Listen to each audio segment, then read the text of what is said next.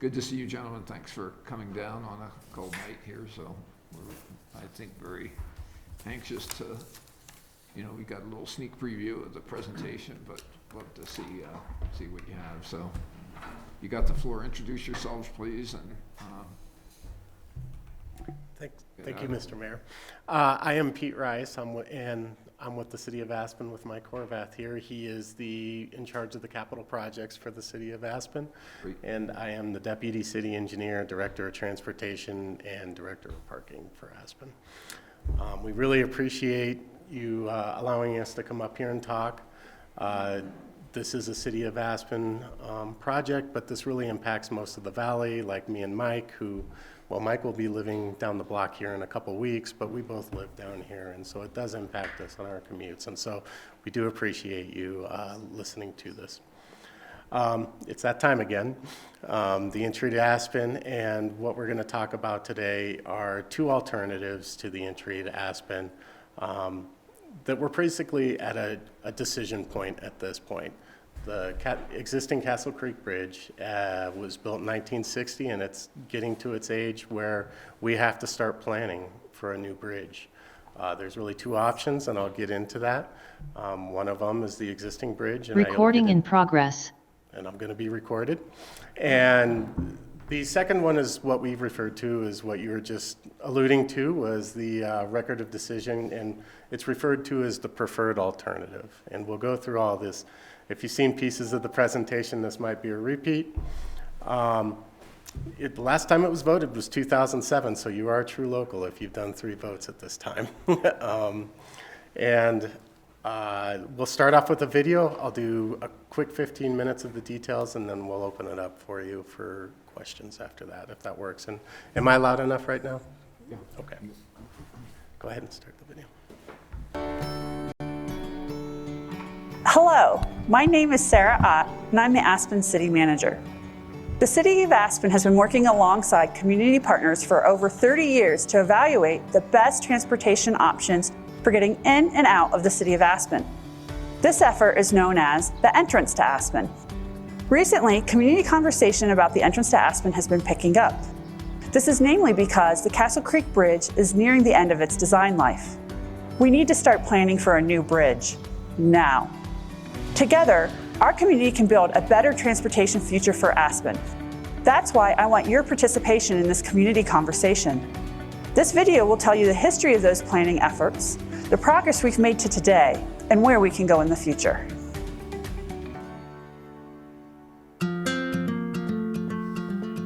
Back in the mid-1990s, Aspen spearheaded a massive, multi-year community engagement process to develop a highway and mass transit system to better access Aspen. The process included participation from a resident and technical advisory committee, and dozens of meetings up and down the valley. The City of Aspen worked tirelessly with the community and Pitkin County, Town of Snowmass Village, Elected Officials Transportation Committee, EOTC, the Colorado Department of Transportation, CDOT, and the Federal Highway Administration to define a collaborative solution. To help guide this process, 10 objectives were identified as needs to be met to improve Aspen's transportation network. After carefully analyzing 43 possible solutions, CDOT and FHWA selected the one that met the project purpose and need, as well as all 10 objectives defined by the community. This solution, known as the preferred alternative, was included as part of an official document called the Record of Decision that was completed in 1998. The improvements and changes outlined in the Record of Decision modernized key transportation infrastructure elements from Buttermilk to Ruby Park. While some recommendations were implemented, others are in the queue. One of the major pieces of the Record of Decision to be completed is the way traffic moves in and out of Aspen. This aspect of the plan includes a realignment of Highway 82 for general traffic that, by design, allows vehicles a smoother entry into town, so there is less reliance on side streets, like Power Plant Road, which affects traffic in the West End. The preferred alternative approved by CDOT in the 1990s extends Main Street to the west over a new Castle Creek Bridge to connect to Highway 82, as it exists now at the roundabout. The roadway will consist of 2 general purpose lanes, one in each direction, as well as an exclusive lane for mass transit. This will create a continuous route from the airport all the way into town to better accommodate mass transit systems that provide a car-free option for commuters. The mass transit lane will be designed to accommodate cutting-edge transportation technology like trackless trams, driverless buses, or a light rail. It is worth noting that every phase of this plan meets the highest environmental and air quality regulations to reduce environmental impact, ensuring that Aspen stays clean and beautiful. New connected open space will be created between the roundabout and Cemetery Lane where the highway used to be, and a new land bridge will connect the roundabout to Main Street and minimize the impact on the surrounding landscapes and ecosystems, creating a new wildlife corridor to keep animals safe. Expanding our transportation network is important. Even more so is a path for exiting Aspen quickly and safely, especially in an emergency. Due to climate change, our community faces a rising danger from forest fires and mudslides. Because of the increase in natural disaster activity, we need to prioritize evacuation routes in Aspen. The current S-curve does not meet this need. The preferred alternative, however, will increase the capacity and improve safety. Right now, we're in a good position to evaluate the next steps for the entrance to Aspen. Our current Castle Creek Bridge is aging. It was built 62 years ago and needs to be replaced soon for everyone's safety. We're going to take this opportunity to create a safer, more sustainable, and resilient transportation ecosystem. Time is of the essence. Let's get serious about replacing our bridge and working with our partners to implement a solution to keep our community safe and our transportation system relevant. For more information about the history of this project and its future, as well as how you can stay involved, visit castlecreekbridge.com.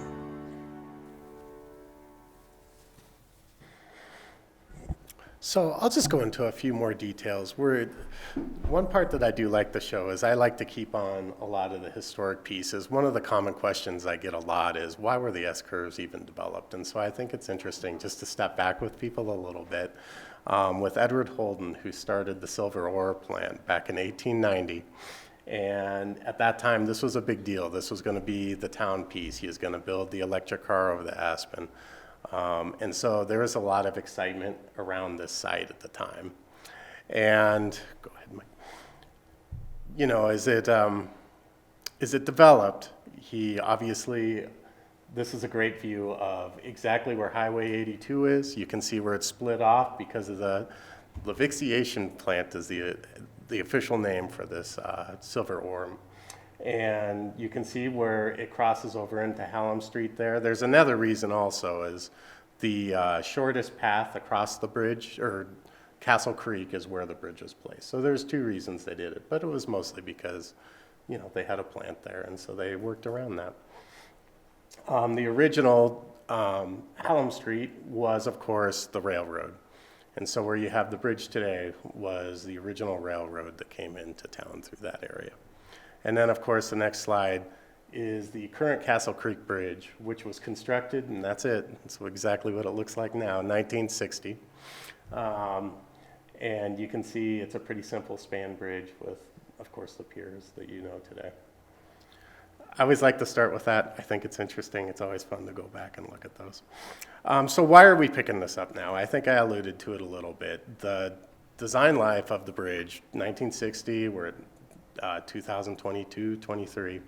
The design life is 75 years. So we're getting at that point where you need to start making a plan for what you do with the bridge, whether it's replacement, whether it's the preferred alternative to develop. The community needs to start to decide on which path, as a staff, that we start to plan towards to make sure that the town is safe with its access.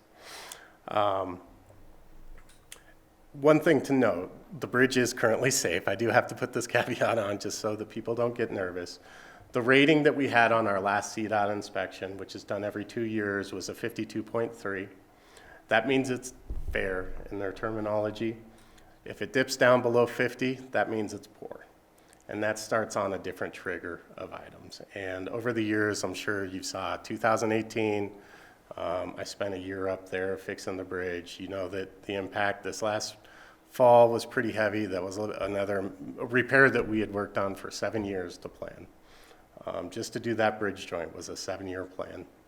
And so that's one of the major reasons. The second one, of course, in the video, it discussed wildfires are a real threat now, I think, in our area. And I think all of us living down here I don't need to discuss this in a lot of detail, but using the S-curves is really challenging for our community in Aspen to assure that people are safely, have a safe access out of the city in case we need to. So I just want to make sure the video discussed the record of decision and the preferred alternative. I just want to make sure the understanding is a record of decision is done through the Federal Highway Administration.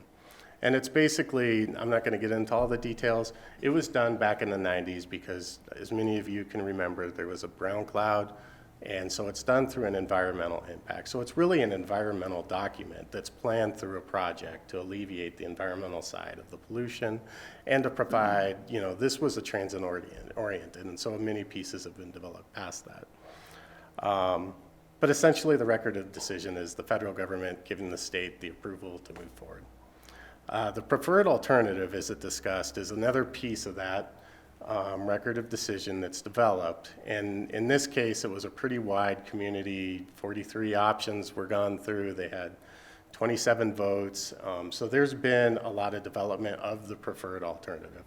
And the preferred alternative was developed through a set of goals, the 10 goals that they discussed that had a range of community input, environment, transit, all those combined. And the federal and state departments felt like this preferred alternative fit all those goals that the community developed. And so those are the two terms that you hear a lot. And so the two options that we have today, the second one looks pretty real. That's just a conceptual drawing that we've done. That is the preferred alternative. The first one is just the existing bridge. So those are your two options, and I'm going to kind of jump through the pros and cons of each option just so you kind of have an idea of it. The first option is to reuse the bridge. This obviously is going to be a challenge, but it can be done. Just so you know, the bridge is going to need more frequent repairs regardless in the next 10 years. We're going to be out there quite a bit more. There's currently in the girders 150 cracks that we've repaired in the last few years. You can see a lot of spalling on the piers. The bridge deck is doing okay. We did a lot of work on it, but it was a little bit shocking in 2018 when we opened up the bridge deck. And so we've kept it at a place that's around 50. But what this means in the future is if we don't have the plan set yet, this could mean weight restrictions into town similar to what happened on the Merle Bridge previously, which could really impact the community at that time. I would say the other bigger issue is reconstructing a bridge and keeping town open is incredibly challenging. We replaced a bridge joint this past fall, 4 weeks, and I can tell you that was a hard ride through that process. And that's just a joint. And so when you're replacing an entire bridge, you can really expect town to have economic impacts, as well as, the transit between the workforce is going to have a lot of issues. And we expect that if we do go down that path, that it would be about 18 and 24 months of a construction process on that bridge into Aspen. And that, at the best case scenario, is 1 lane in, 1 lane out from the majority of that project. There are different alternatives that I won't get into, like expedited bridges that a lot of the community is asking about. If you have questions about some options, we can go into, but it's a complicated process is the message with that. I'm going to jump into the second option now with the preferred alternative, and I want to reset a little bit about what the preferred alternative was. It's unusual for programs and infrastructure to be done at the same time. And so in the case of this one, it developed the programs before it developed the infrastructure, which is even more unusual. And so when you look at the preferred alternative, really is a combination of the three of these items. And the one thing to keep in mind, the record of decision and preferred alternative currently is light rail. 2 lanes in for multi-traffic and light rail. In the interim, you can use the bus lanes. Right now, our bus system is set up, and so the one thing that you would need to do across the open space is get the approval for bus lane usage for this project. It's important to know that it was also a phased approach, and we'll have a slide, and I keep, go ahead and jump into the next. It'll jump around a little bit. So the preferred alternative, many items have been completed, which most people don't know. So a lot of the bus-oriented items have been completed. The items similar to what we refer to as congestion, but what we refer to as transportation demand management. That includes mobility services, that includes the buses in this case, that includes a lot of the goal in the 1990s was to create programs so that you didn't have to rely on the use of single vehicles. That's really important when you look at this project, because the one question that we get probably the most is this going to be a free-flowing scenario for single vehicles? It does improve the times based on the geometry and where the light is, but this solution for the preferred alternative is not a single vehicle solution. It's a transit-oriented solution that takes in several of the TDM's, traffic demand management principles that we've implemented, but now with the infrastructure, you can improve on those a little bit. And so you can improve on these rideshare programs with this. And so that's really the goal of this, is to give people choice ridership into other programs, essentially without needing that reliancy on the single vehicle. And I will say, you know, we have conformed, the real goal, and I'm sure everybody's seen this, is the 1994 vehicle counts, we cannot go above those vehicle counts in the city of Aspen, or it triggers some of these more extreme traffic demand measures. And the city is really 3 times since 1994, 3 months since 1994 we've gone over. Otherwise, everything's been below. So it's been really successful in the traffic demand management realm. One piece of the record of decision that is forgotten a little bit is there was a swap of open space. So whereas in the record, the preferred alternative you could see was a highway that went through Merle open space. That takes about 5 acres of use. That uses about 5 acres of the open space. The cemetery lane to roundabout then is given back as open space in return. And part of this whole thing was where Brush Creek sits right now, there was another 39 acres that were essentially given for transit use and open space. So where Brush Creek sits. So that was all done in the 90s. That was all part of this document. And I think that's an important piece of this whole puzzle. So these are the pieces that are not complete. The parking structures, the preferred alternative, record of decision discusses 2 parking structures. One is at the airport, one is at Buttermilk. In this case, this is probably not one we highly need to pursue yet because Brush Creek was not there during this whole record of decision. Brush Creek does fulfill a big need there for the parking that we can utilize better. The land bridge showed you a little bit in the video. I think there's a lot of opportunity there for the land bridge to program for Nordic and all the trails, and of course keep the old silver ore plant space open for people. And then of course right-of-way improvements were on Main Street. We're a little ways on that, but that's all part of this too. And so the open space opportunities, you know, that I've mentioned a little bit, I think there's a lot of programming that can be done as a community for that if this is the direction that the community wants to proceed with. There haven't been a lot of decisions on any of this because the community has not approved us to go forward with this project. So At this point, we have not planned, we have not programmed any of this open space, how it looks. That would be a community driven on what the needs are. Yeah, these are the costs that we had in 2016, so take it for what it's worth right now.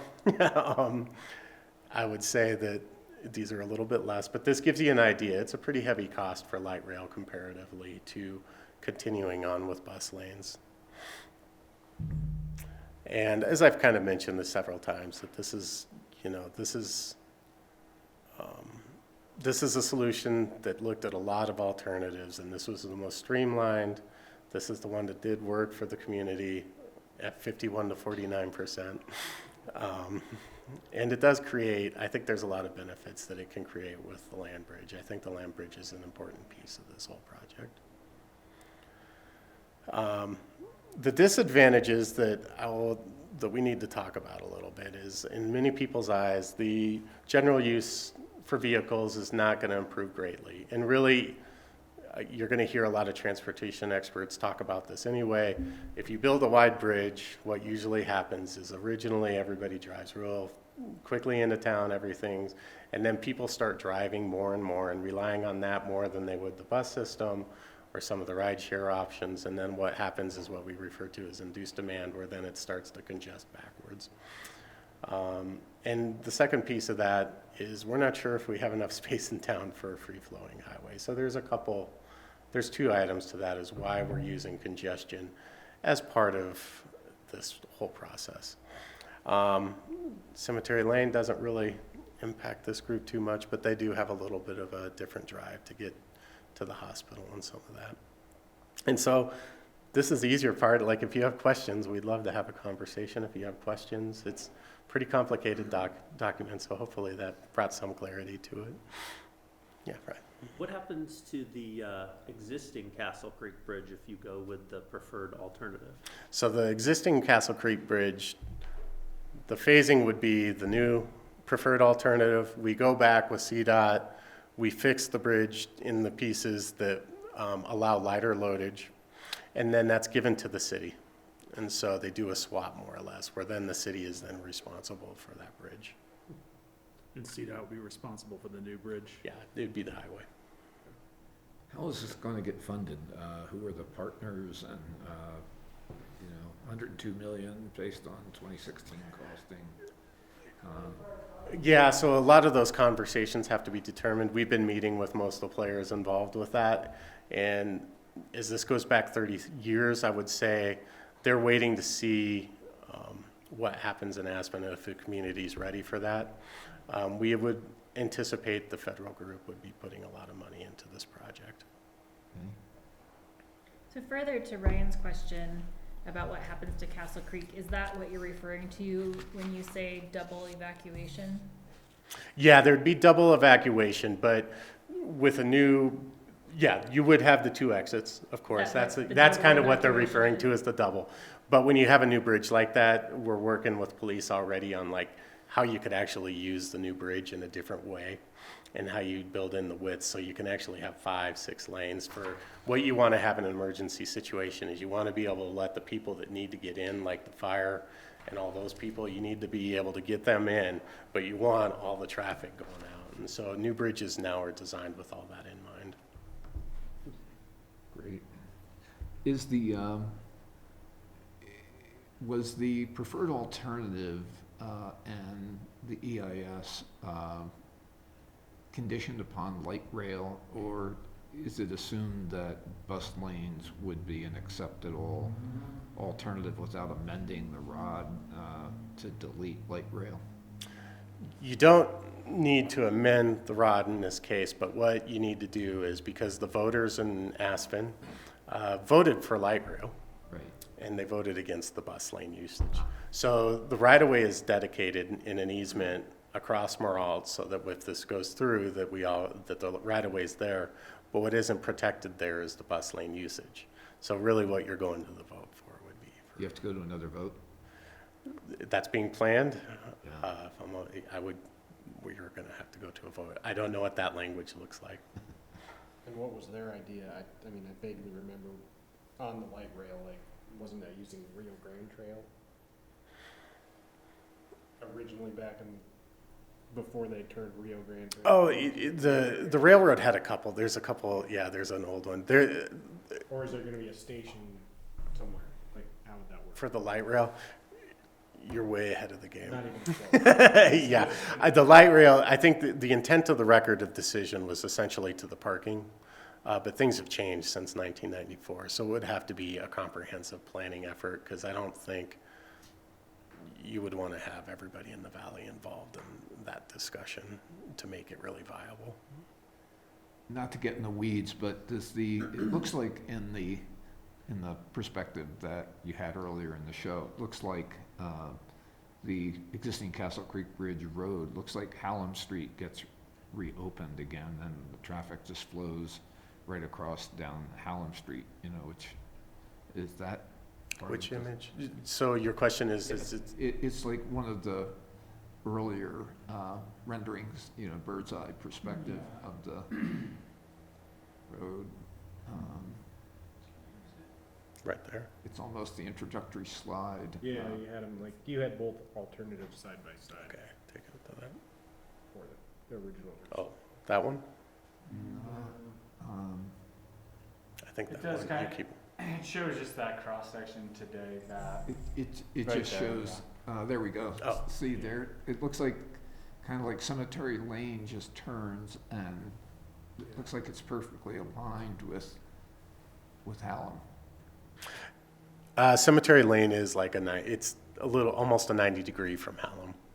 And so, yeah, it would have, at that point, It looks like 7th Street is removed in that scheme, right? the trees just cover it. 7th Street would still be there. So if you're living on Cemetery Lane, Yeah. what you're doing is now, instead of just going right and going to the roundabout, you have to take a left, go through the S-curves, and there would be a new light that's located at 7th Street.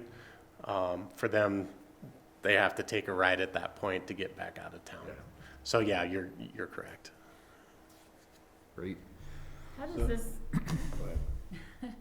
So, two questions. One is, what's the impact on Main Street? Like how, I'm assuming there's some work that will happen on Main Street to extend the bridge. So what does that look like? From 7th Street on is where the work would really need to be done. Main Street itself, it would be minor.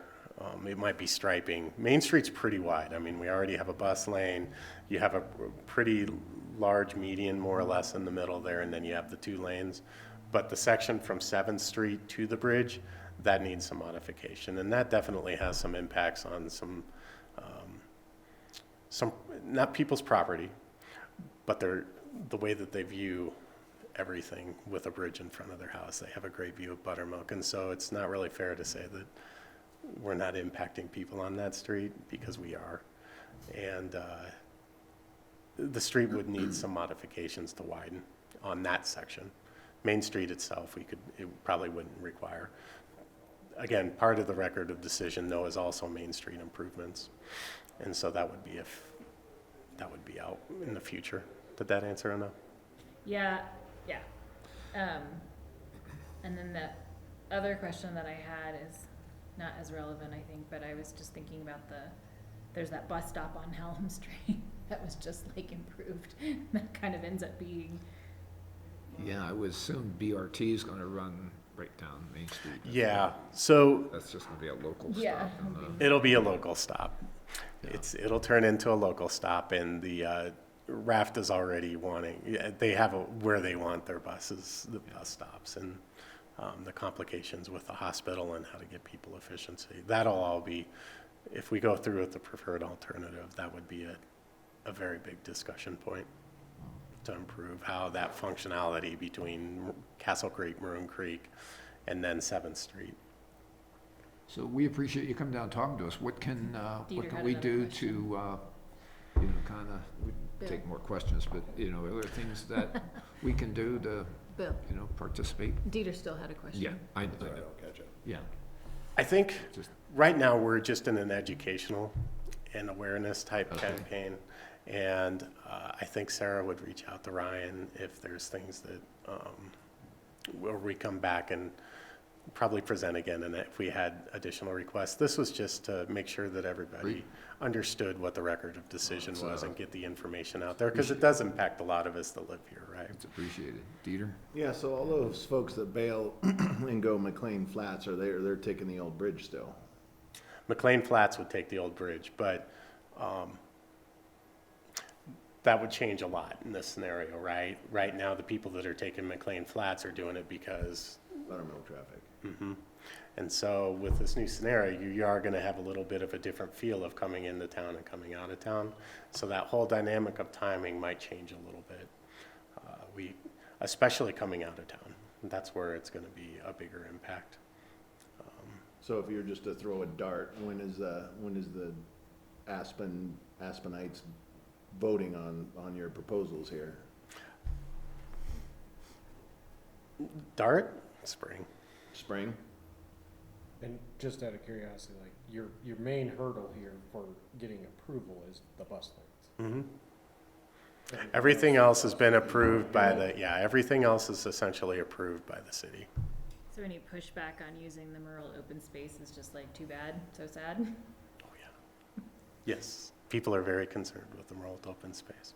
So that's why a big piece of this project does look at that land bridge and why that's so valuable to this community. Obviously, that's a big part of this document, and trying to maintain that. And if you go out there and look at it, a lot of the grades kind of lend positively to being able to use the land bridge, so it seems seamless.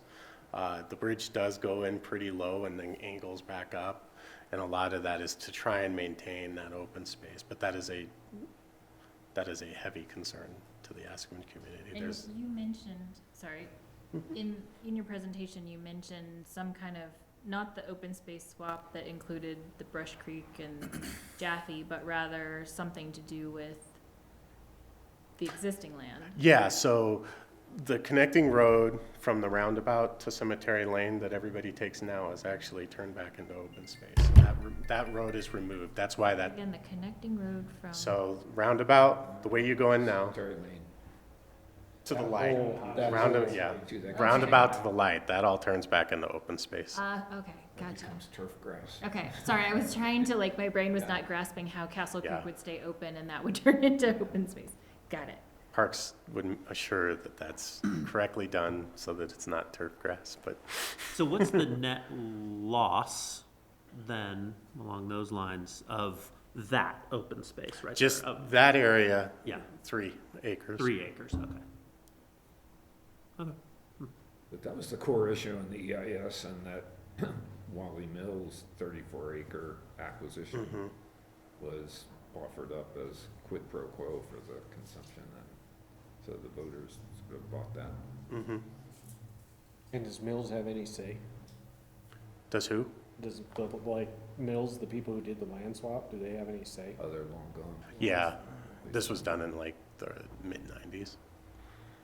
Not to open Pandora's box, but has there been any conversation about other uses of the space, like affordable housing? I guess one I've heard. There is not, because the right-of-way use isn't designated for that right now. They can't use it for that. Yeah, we can't use the open Well, space. they can't now, but you can always rezone something. I think when that That was is given- not within the engineering, transportation, and parking purview. Good answer. I have not been in those discussions if they're there. Well, this is very cool. Yeah, thanks for keeping Thank us. you, Thank and you. sorry I was late. Hopefully that was helpful, and you can always contact me or Mike if you have any other questions or if we can help. Great. Thank We you for really coming. appreciate it, though. Thank you. Great, thanks.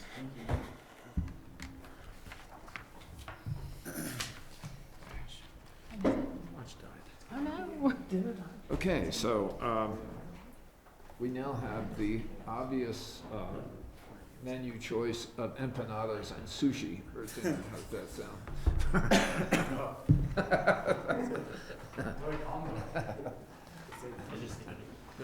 Peanut butter.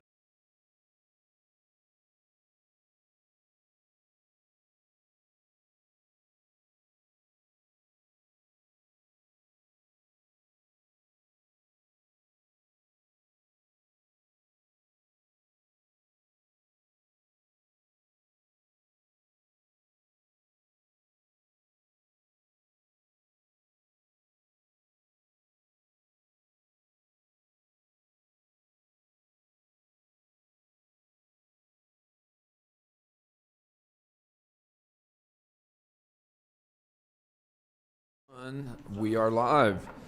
Good afternoon, everybody, and evening, and welcome to the December 13, 22 meeting of the Basalt Town Council. We will get our meeting underway with a roll call. So, Ms. Clerk, if you would be so kind as to call the roll. 6 p.m. on the nose, sir. Awesome. Let us begin with Glenn Drummond. Here. David Knight. Here. Elise Hoddle. Present. Ryan Slack. Bill Kane. Here. Dieter Schindler. Here. And Angela Anderson. Here. Thank you. Great, thank you very much.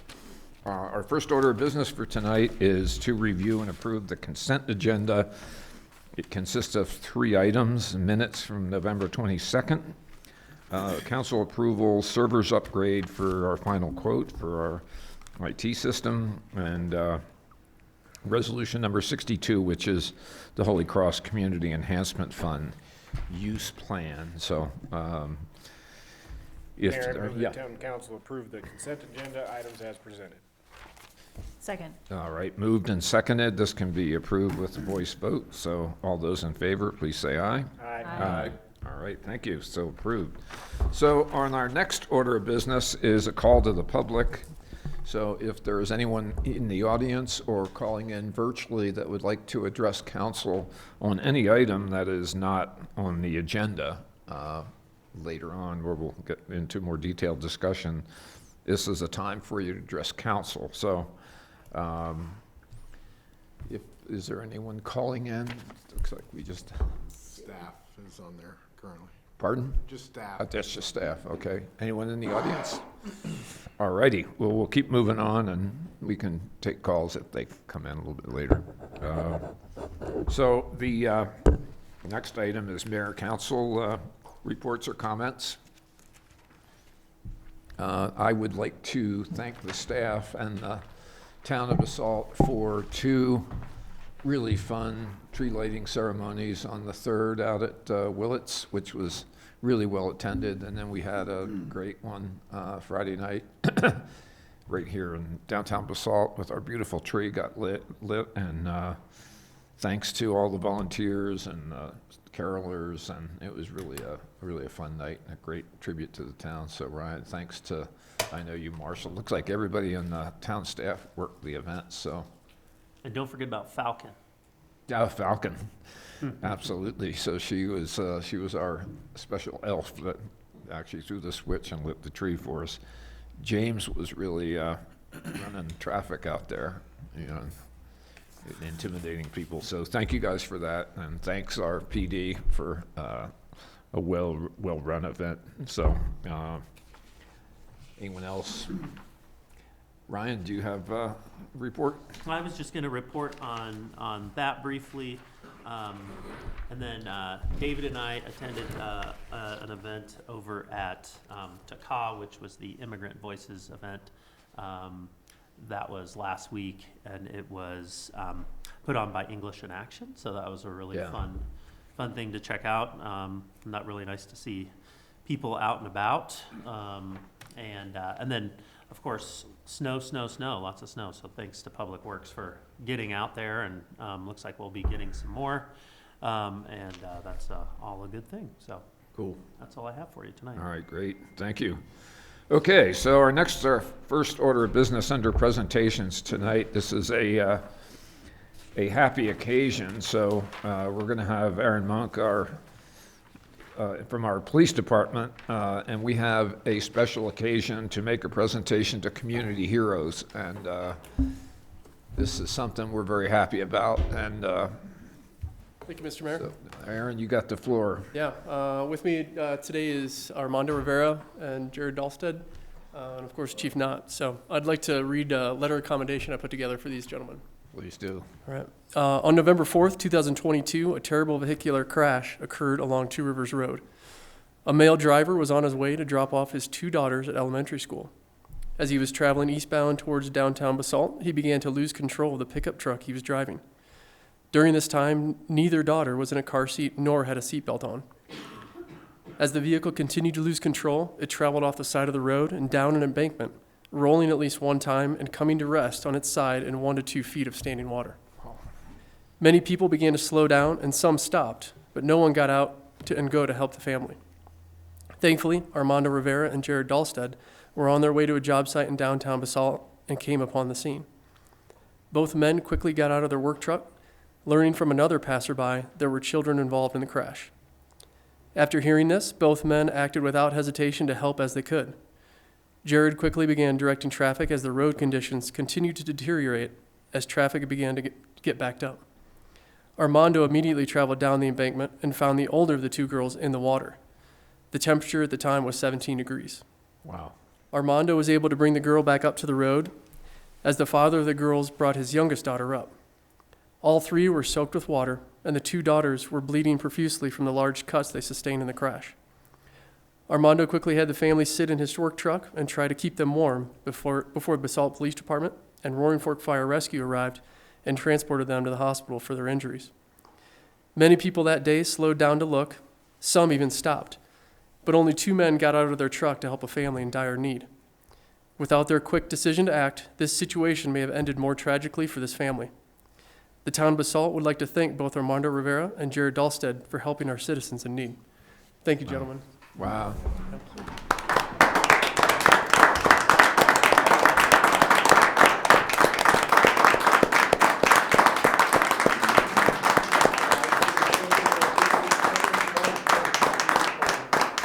Thank you very much for stopping. Thank you for helping. Thank you. This is for you too. Thank you very much. You're welcome. Greatly appreciate it. I'm glad. Armando, Jerry, thank you guys. Thank you That's, so much. Yeah.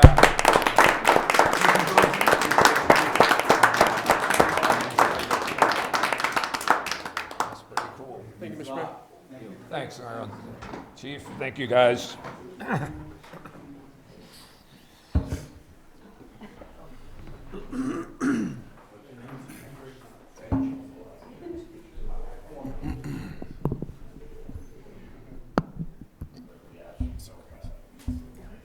The only person I know swims in the Roaring Fork River is our town manager, kind of. In the summer. That would have been easy Not when for. it's 17. Yeah. Maybe not then.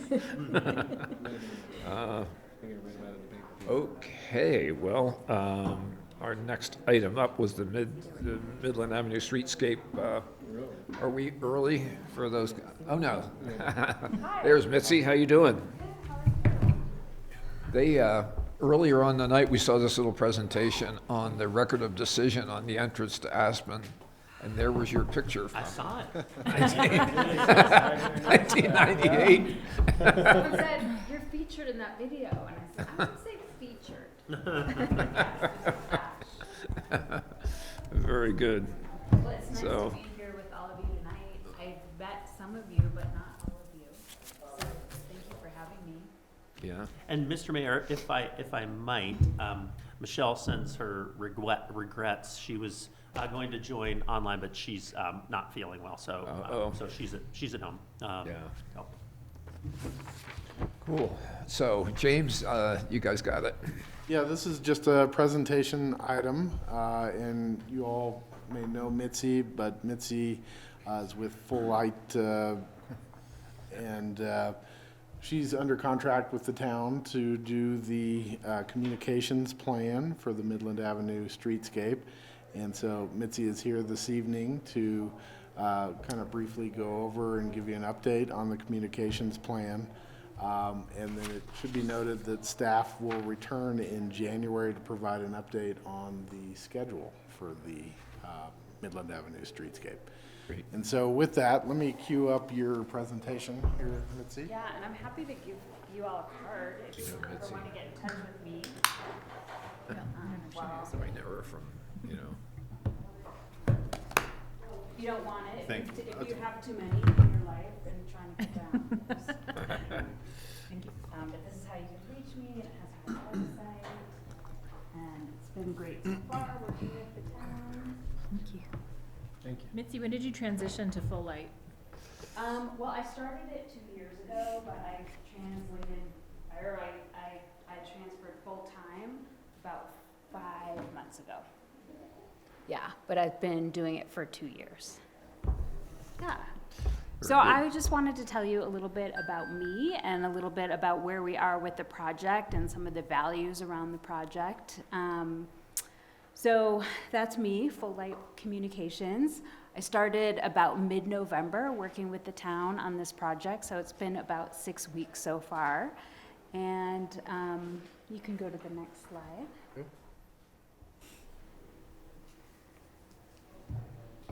frozen at the moment. There we go.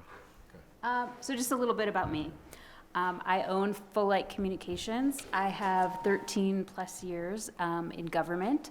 I was a journalist for over 30 years, and I specialize in communications with the public, community engagement. I have worked with the IAP2 and have a certificate in public participation. I'm also a certified structured facilitator, so I facilitate strategic plannings and difficult meetings. I also have diversity, equity, and inclusion communication certificates, and that's really important to me as we move along on this project, that we include all kinds of people who might not normally come to the table, that we go out and find them. So translating things into Spanish, bringing the Latinx community in. I understand there's some businesses that speak Chinese, so really trying to be inclusive with everybody as we communicate, because this is going to affect everybody who walks downtown, works downtown, and that sort of thing. So that's a little bit about me. So just to tell you a little bit about the project and where we are right now, when I came on board, and it might be on the next slide, the first thing I did was an assessment and wrote a communications plan. So the communications plan is like 20 pages, but some of the key points in the plan, it includes a mission, some goals, some key messages, who the stakeholders are, who your partners are, and some success measurements. So when we had a kickoff meeting, we sat down and talked about, well, what does success look like with communications? What does that mean?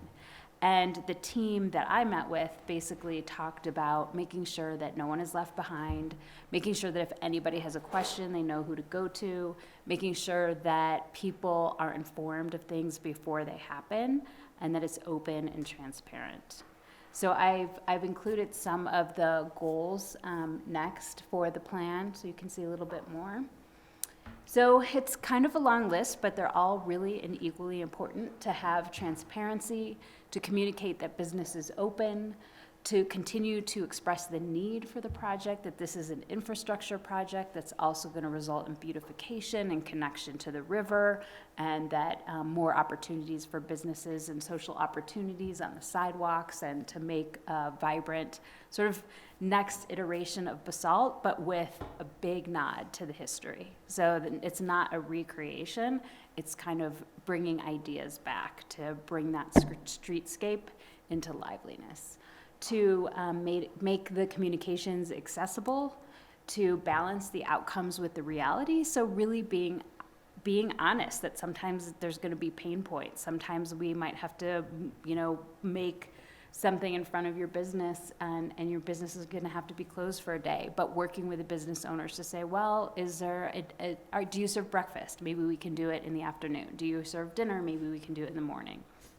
So really trying to make opportunities where those times exist, to meet people where they are. So again, going out into the community, to foster positive relationships and leverage partnerships. I'm already working with the chamber. I have a list when we created partners of talking to people at the Roaring Fork Club, to people who are in HOAs and Elk Run, looking at all the neighborhoods, like everybody who's involved. How do we make sure that we're communicating and having really good, positive relationships with them, and willing to take the time. I talked to a business owner the other day on a Saturday for like an hour, and I'm happy to do that because I want people to feel heard.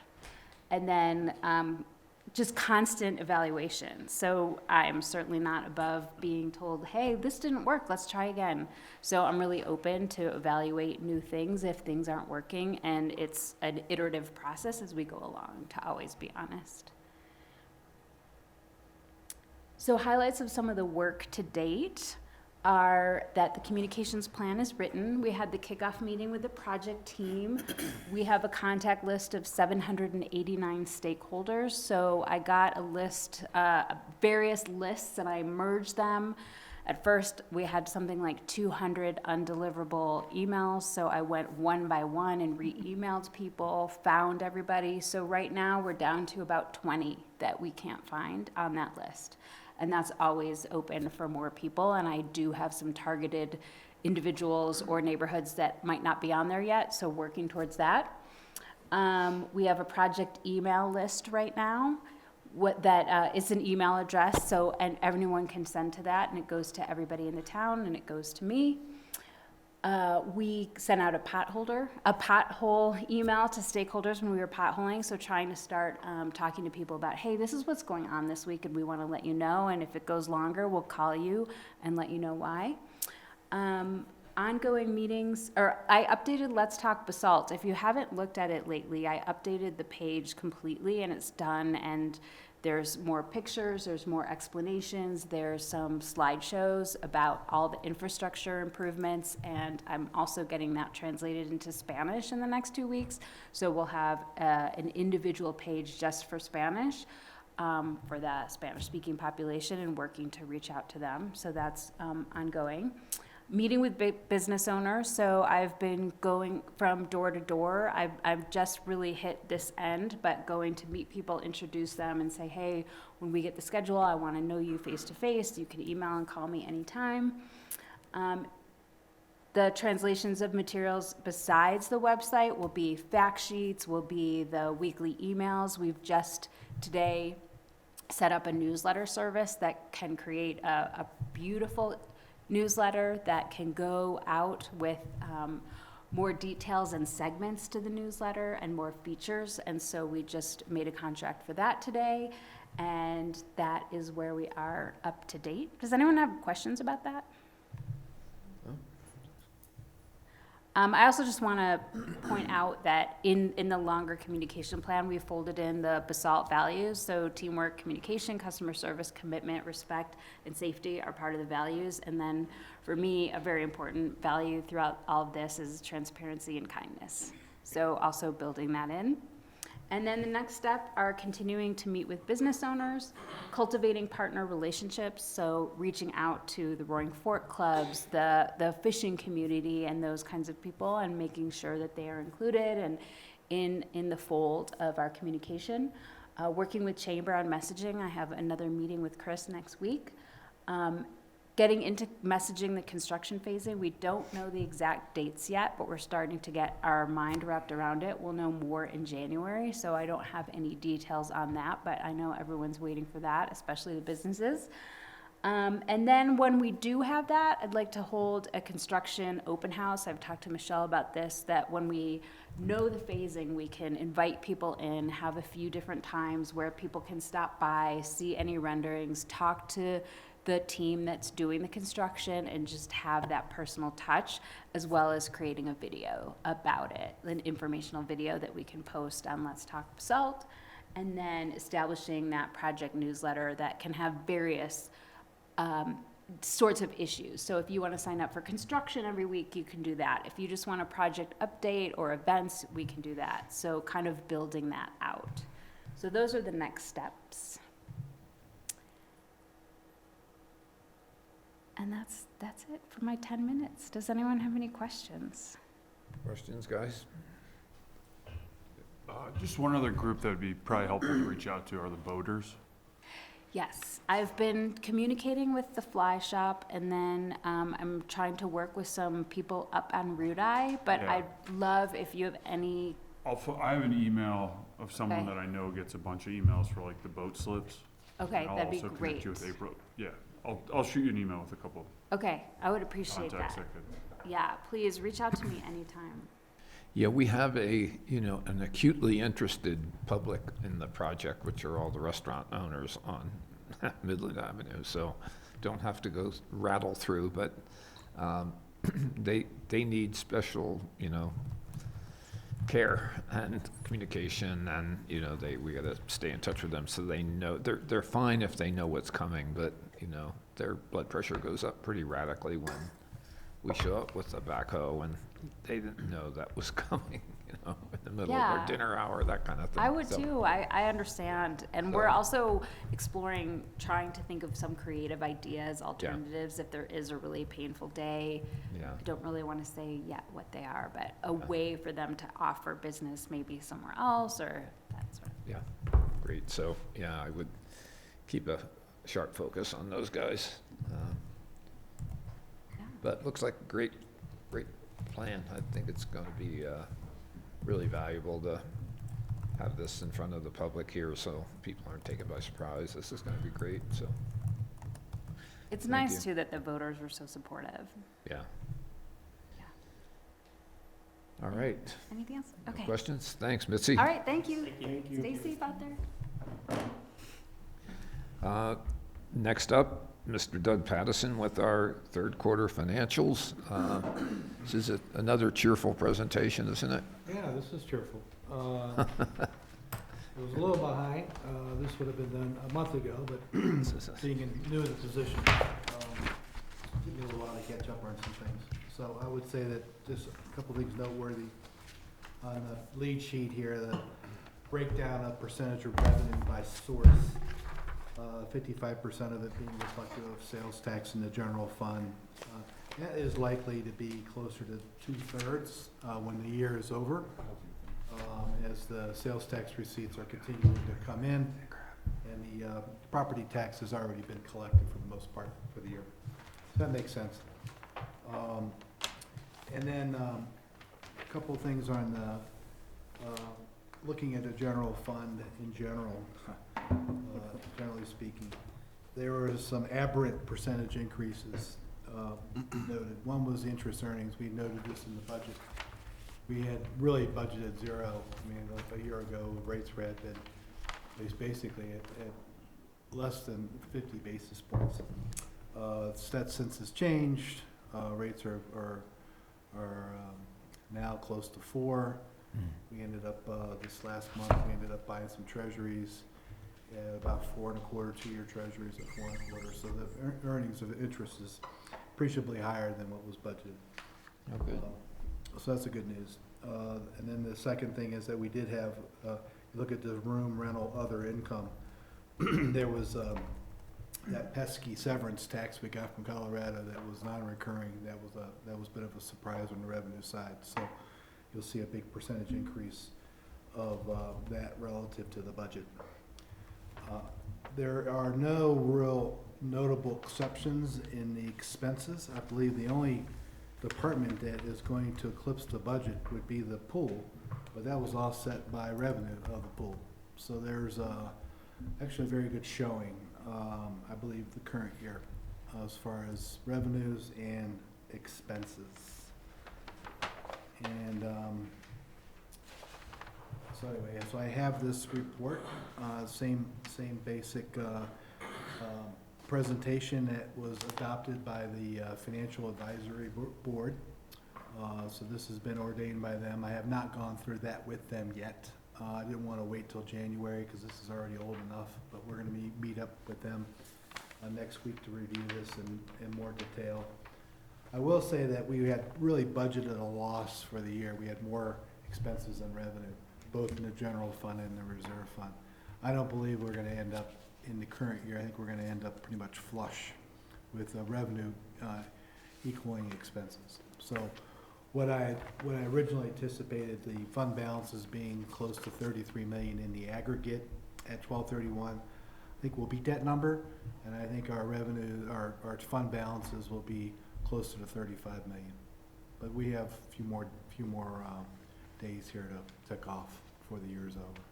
So all in all, I feel very comfortable with these third quarter results, making great progress on the transition from the former finance director to my role here.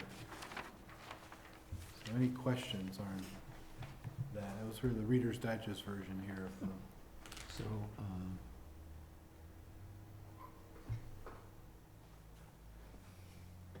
yeah, on total, can I, yeah. Sure. Sorry, rambling on. On the total revenue schedule,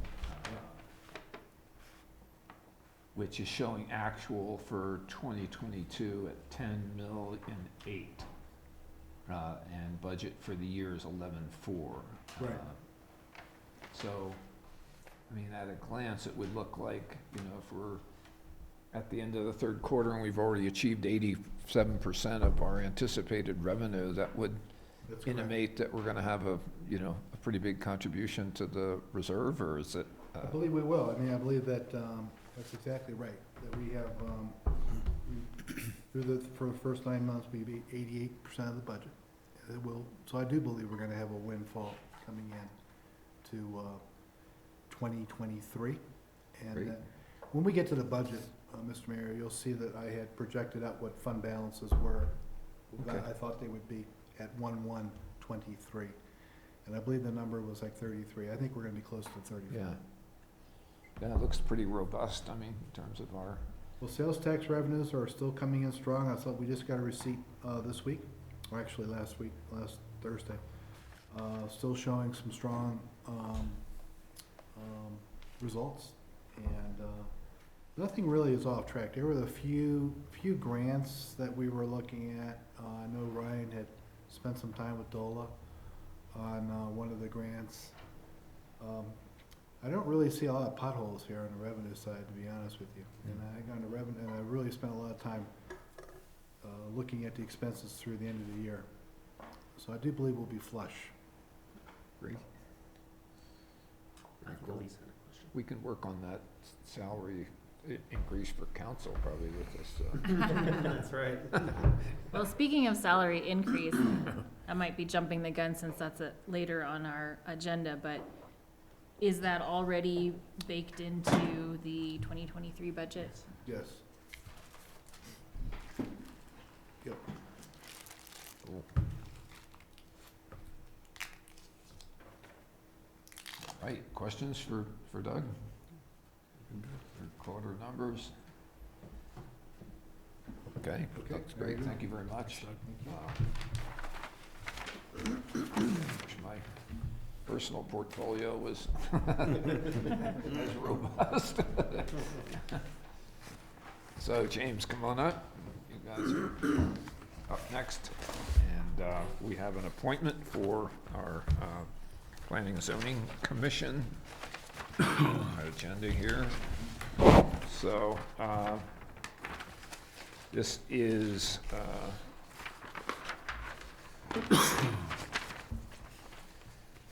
so this is interview and appointment for the Planning and Zoning Commission, interview and appointment of prospective Planning and Zoning Commissioner Katie Hostetler. So Michelle's gonna be here, James has got this. But Katie, welcome, and why don't you introduce Katie and tell us what you got. Yeah, this is Katie. So this item is an interview and consideration of Katie for an appointment to the Planning and Zoning Commission. P&Z currently has 2 openings, and Katie is a public relations specialist and lives in Basalt. She's also active in Roaring Fork leadership, as you can see by her resume that you have in your packet. So this evening, staff would suggest hearing from Katie. And Katie, if you want to tell the council a little bit about yourself and why you're interested in being part of P&Z. Yeah. Thank you all for having me. It's great to meet you all.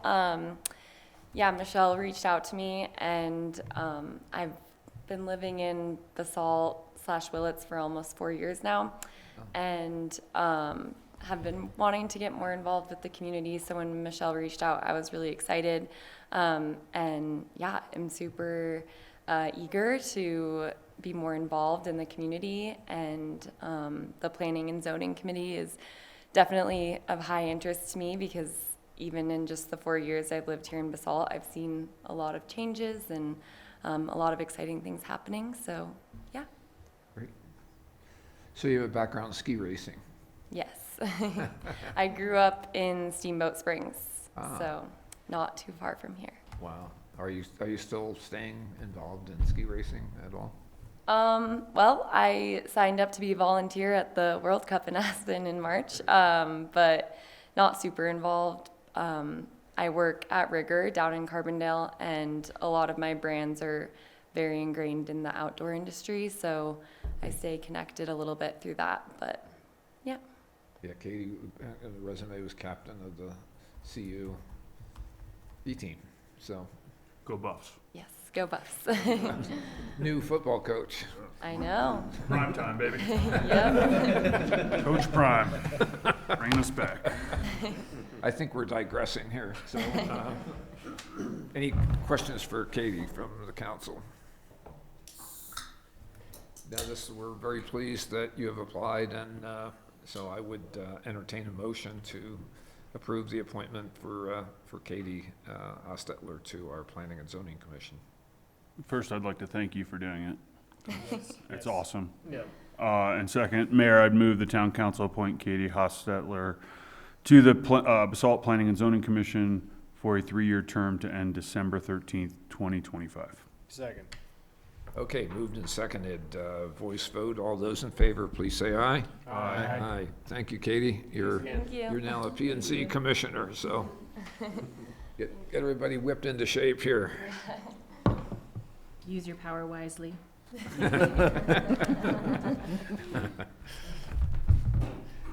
So next order of business is item 7B, public hearing and second reading of ordinance number 22, series of 2022, an ordinance of the Town Council, Town of Basalt, Colorado, approving a PUD amendment to add a domestic abuse shelter as a special review use at 325 East Cody Lane, Lot H of the Basalt Business Center East PUD. James? Mayor, since we're running a little bit early, the applicants aren't here as of yet. Would it be possible and agreeable to the council to go ahead and do ordinance number 23 first and then come back to this one? Sure, let's do that. Are you trying to put me in the hot seat, James? Yeah. Okay. I think so.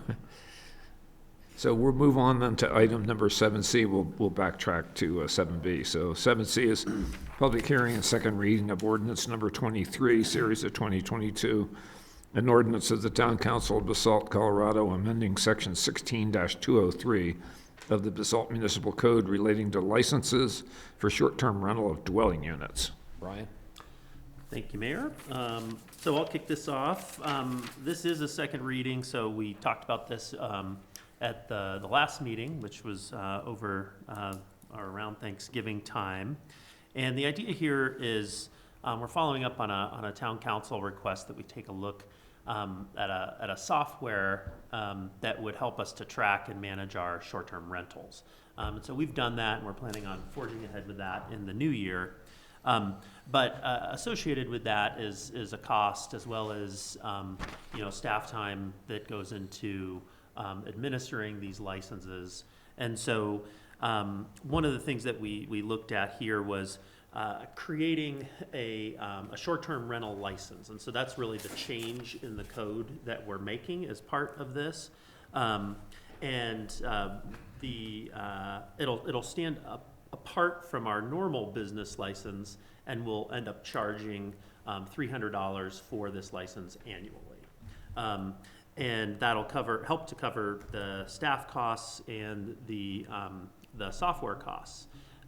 What we're proposing here is to move forward with the fee, which is going to come in a subsequent ordinance, but it'll give us an idea once we understand how many of these licenses need to be issued, how many STRs do we really have in town.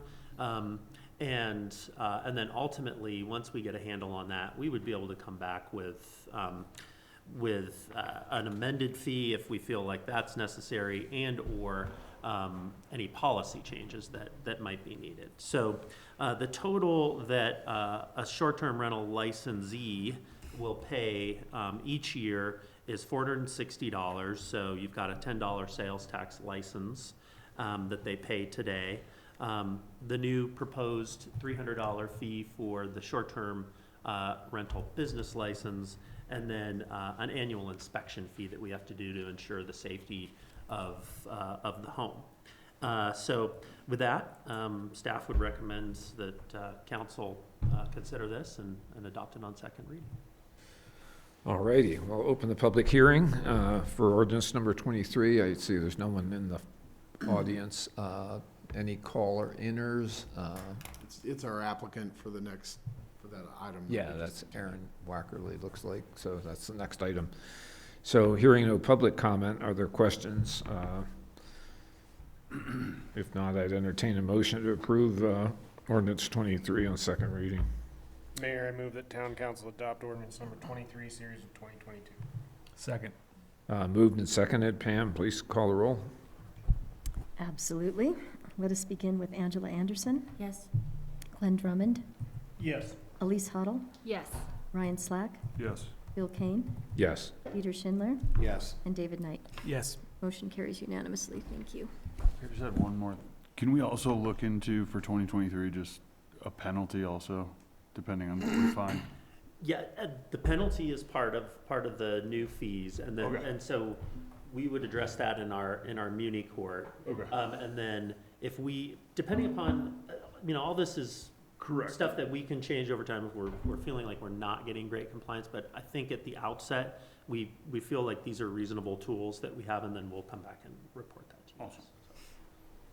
All right. So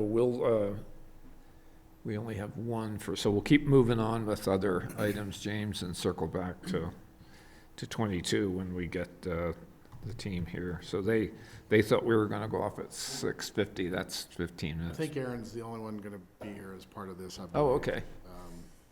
So Aaron, can you hear us? Can you dial in? Pam, can you admit her?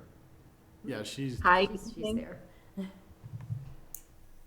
so, Aaron Wackerly is here representing the applicants for this item. This item is a public hearing and second reading of an ordinance that would approve of an application submitted by Response on behalf of Kachgar LLC, which are the owners of the property known as Lot H of the BBC East PUD. And I'd like to share my screen, just a quick second.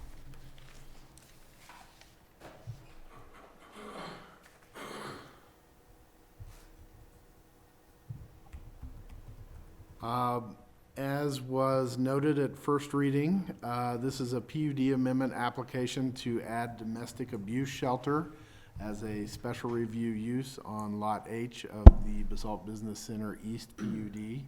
And Lot H is also known as 325 East Cody Lane. And you can see it here on the vicinity map that we have on the screen. As was presented at the last meeting, the background is that Lot H is a vacant lot at the end of East Cody Lane. Response, the organization has it under contract to purchase and would like to construct a domestic abuse shelter on the property. And so, as I noted, they've proposed a PUD amendment to add the domestic abuse shelter use as a special review use specifically on the lot. Domestic abuse shelter use is defined in the proposed application that was in your prior packet, and we've got it on the screen. Essentially, it is a combination of office use as well as client rooms to temporarily house victims of domestic abuse when they need housing.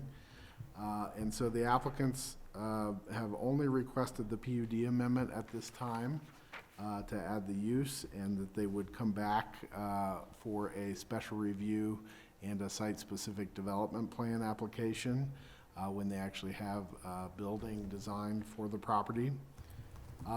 As was discussed at the first reading, the draft ordinance that you have in your packet and that was approved on first reading contains conditions that they would have to come back with the site-specific development plan for review by the P&Z and the town council. It also contains conditions about the applicant, including language in their agreements with clients that would acknowledge the adjacent industrial uses and that they're going to maintain those industrial uses adjacent to them. And then there's also a condition that this ordinance does not grant vested rights to the project. It only allows for the use to be a special review use in the PUD. And so they would have to come back with that site-specific development plan application, and approval of that would provide vested rights at that point. Council approved the ordinance on first reading, and there have not been changes to the ordinance since first reading. We did receive a letter that you received today from the Cerise family that has the adjacent property. The letter speaks to requiring a fence as well as to work with the ditches, tailwater ditches that go through the property. Staff believes that those are good discussion items for consideration as part of the site-specific development plan application that would come back to you in the future. So this evening, staff would suggest hearing from the applicants and then taking public comment. And then ultimately, if you're comfortable with the conditions that we have in the ordinance, you could approve the ordinance. With that, I'll stop sharing my screen. And Aaron, do you have additional comments? And it looks like Chris Benden has joined us as well. Allow Chris to talk here. Aaron and Chris, Benden, you guys are both muted. There we go. On the hot seat. Aaron, can you hear us? Can you hear me? Yes. Yeah. Hi, good evening. Yeah, we are accepting of the conditions set forth in the ordinance and have no additional comments. And thank you for listening to our presentation and would ask to have the PUD amendment approved.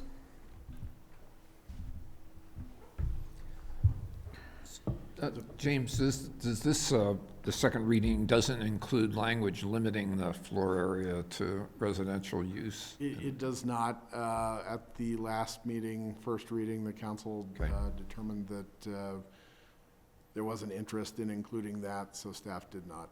Okay, good. All righty. This is a public hearing. I will open up for any public comment for anybody that's calling in. We have nobody in the physically in the audience, so I don't know if anybody's calling in to comment on this. Looks like not. Chris Benden's calling in, but Chris is representing the applicant. Are there questions of council or discussion before we move on to the second reading? This is a PUD amendment. We're going to see the site development plan in more detail at a later time. So, Mayor, I move that the town council adopt ordinance number 22, series of 2022. Second. okay, moved and seconded. Pam, please call the roll. Absolutely. Let's begin with Glenn Drummond, Yes. Elise Hoddle, Yes. Ryan Slack, Yes. Bill Kane, Yes. Dieter Schindler, Yes. David Knight, Yes. and Angela Anderson. Yes. Motion carries unanimously. Thank you. All right, thank you. So, Thanks, everyone. Thanks to the town council. We're excited to move this forward. I Shannon think it's gonna be a Meyer really looks good like she just project. showed up here. So, yeah, you don't want to tempt fate here. We already just approved it on second reading, but we're happy to hear a presentation. If you... I have nothing to add. I'm so shocked today. Okay. Thanks a lot. Well, you're welcome to stay for some of the entertainment here. We finished 22, 23. We're on to item 7D, public hearing and second reading of ordinance number 24, series of 2022, an ordinance of the Town Council of Basalt, Colorado, adapting rules and regulations for the Basalt Fairview Cemetery pursuant to section 11-154 of the Basalt Municipal Code. The Basalt Fairview Cemetery people dying to get in there. Phil. You've been sitting on that one for a while. No, seriously. I don't know that I have much more to say after that. But this is the second of a group of 3 ordinances that go together. You just heard from Ryan about the amendment to the short-term rental code provision. I'll be relatively brief here on second reading. With the town owns the Basalt Fairview Cemetery. It maintains rules and regulations for that cemetery, and they're in need of a little updating, including in that rules and regulations schedule were the fees for burials and other activities, I guess, within the cemetery. And those are being removed from the rules and regulations, and you'll see in our next ordinance being inserted into the fee schedule that it'll be incorporated as an appendix to the code. So that's about it, unless there are any questions from council or jokes. So It's good to me. So, this is a public hearing, any public comment from callers in, nobody in the audience? So, unless there are questions from council, entertain a motion. to Mayor, I approve. move that the town council adopt ordinance number 24, series of 2022. Second. Okay, been moved and seconded. Pam, please call the roll. Absolutely. Let's begin with Elise Hoddle, Yes. Ryan Slack, Yes. Bill Kane, Yes. Peter Schindler, Yes. David Knight, yes. Angela Anderson. Yes. And Glenn Drummond. Yes. Motion carries unanimously. All right, thank you. That takes us to item 7E, public hearing and second reading of ordinance number 25, series of 2022. Ordinance of the Town Council of Basalt, Colorado, amending the town's schedule of fines, penalties, and administrative fees related to short-term rental license fees and cemetery fees, and amending the town code to incorporate the fee schedule as Appendix C. Jeff? Sure. Thank you, Mr. Mayor. As you know, the town maintains a fee schedule. So it's by department, all of the different fees that the town will charge for different services. And historically, that fee schedule has just been maintained as an exhibit to an ordinance. This gets updated from time to time. The last major overhaul was in 2019.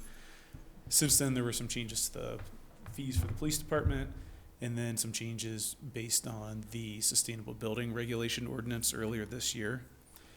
What this ordinance does is proposes to incorporate fees for short-term rentals, based on that first ordinance we heard, fees for the cemetery, and then there are a couple of minor cleanup changes, but then it's being presented as just a repeal and replace of the entire schedule. And so repealing the schedule, adopting this new one, but really the only changes are short-term rentals, cemetery fees, and cleanup, and then inserting it as an exhibit to the town code. So if it's more accessible by the public and otherwise to determine what are our fees for different things by department.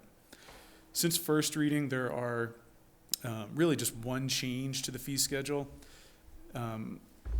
As presented on first reading, it included the REMP fees. However, those are the kind of one set of fees that are going to continue to live into the code because they tie in closely with the new sustainable building regulations that were just adopted. And so staff felt that it was just a cleaner approach to keep them there.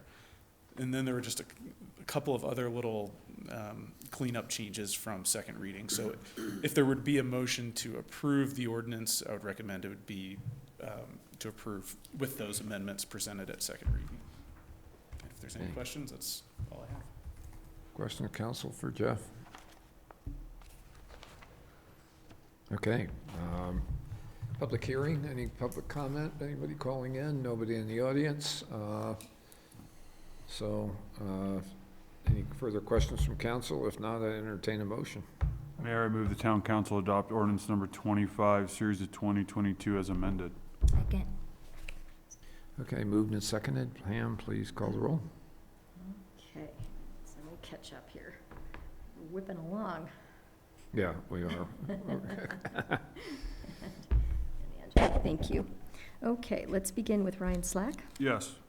Bill Kane, Yes. Dieter Schindler, Yes. David Knight, Yes. Angela Anderson. Yes. Glenn Drummond, Yes. and Elise Hoddle. Yes. Motion carries unanimously. Thank you. Okay. We're doing very well. So up to item 7F. First reading of ordinance number 26, series of 2022.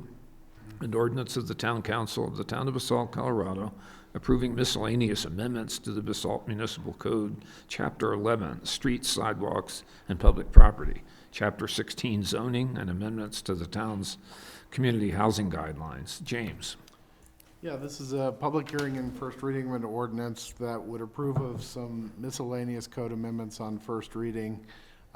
Staff has been keeping a list of cleanup items, and most of these items that you have in here are truly cleanup items. I'll briefly go over them. In Chapter 11, we proposed to add language that makes it unlawful to place snow and ice from driveways into public right-of-way, as well as in front of fire hydrants. This is a request from Public Works, and we've been, as a policy, operating this way, but this would codify that policy. The second item that we have in here would be a change to Chapter 16, which is the zoning code, that would add language to the definition of floor area to identify that there would be a cap on the exemption for mechanical space at 150 square feet. This is, once again, kind of a long-standing policy of the building official. And we've always kind of used this cap, but this is an effort to codify that cap at 150 square foot for a mechanical exemption. The third amendment is also to Chapter 16, which is zoning, and it's to remove reference to the 2007 master plan that we have sprinkled throughout Chapter 16.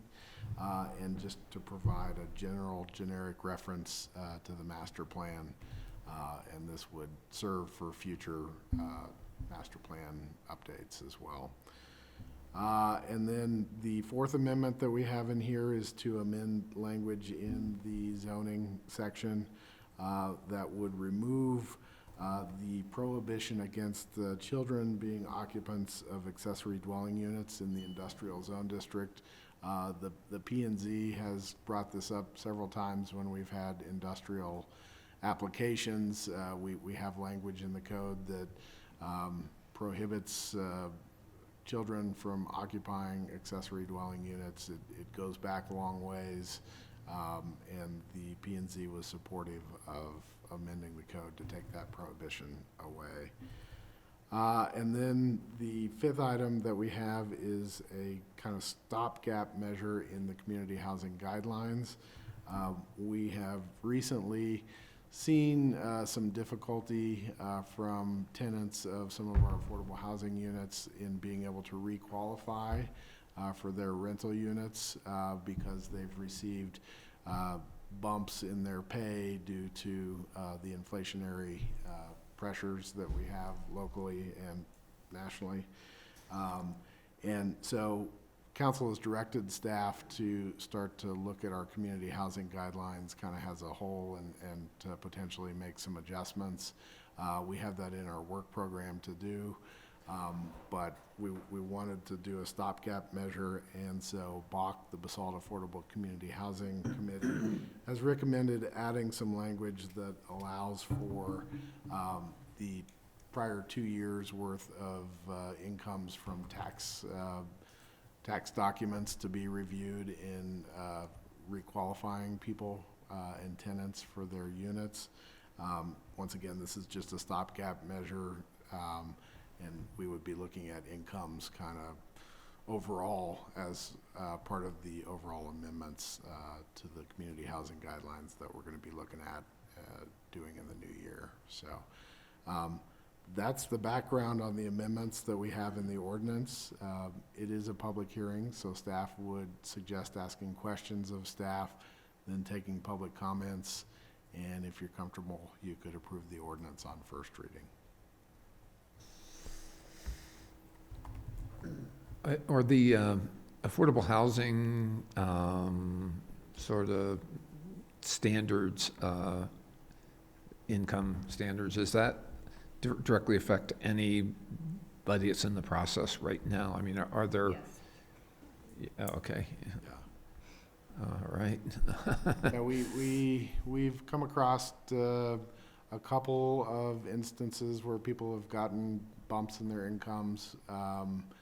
One, the Basalt Affordable Community Housing Committee provided a waiver for, it was a Whole Foods employee and a police person, and they both got bumps in their income, and that bumped them over the maximum. And, you know, through the Parcel 5 application, council directed staff to go back and look at whether we need more categories, we need to increase the categories, and so staff has that program to review. So this is, as you say, stopgap, so we're just gonna take historical income and allow that to suffice for the time being, and that buys us time to modify or remedy the problem by increasing the income qualification. Yeah, and what Bach is proposing is similar language to what's in APSHA's guidelines. Okay. All right.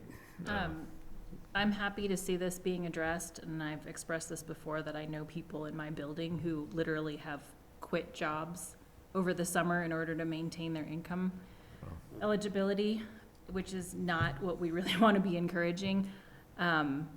I'm not sure that this is the answer, but as you say, I understand it's a stopgap. I'm wondering if we could put some dates on this, like it's a stopgap for X number of time period. Staff can research that and maybe bring back potential language at second reading to look at addressing that. Okay.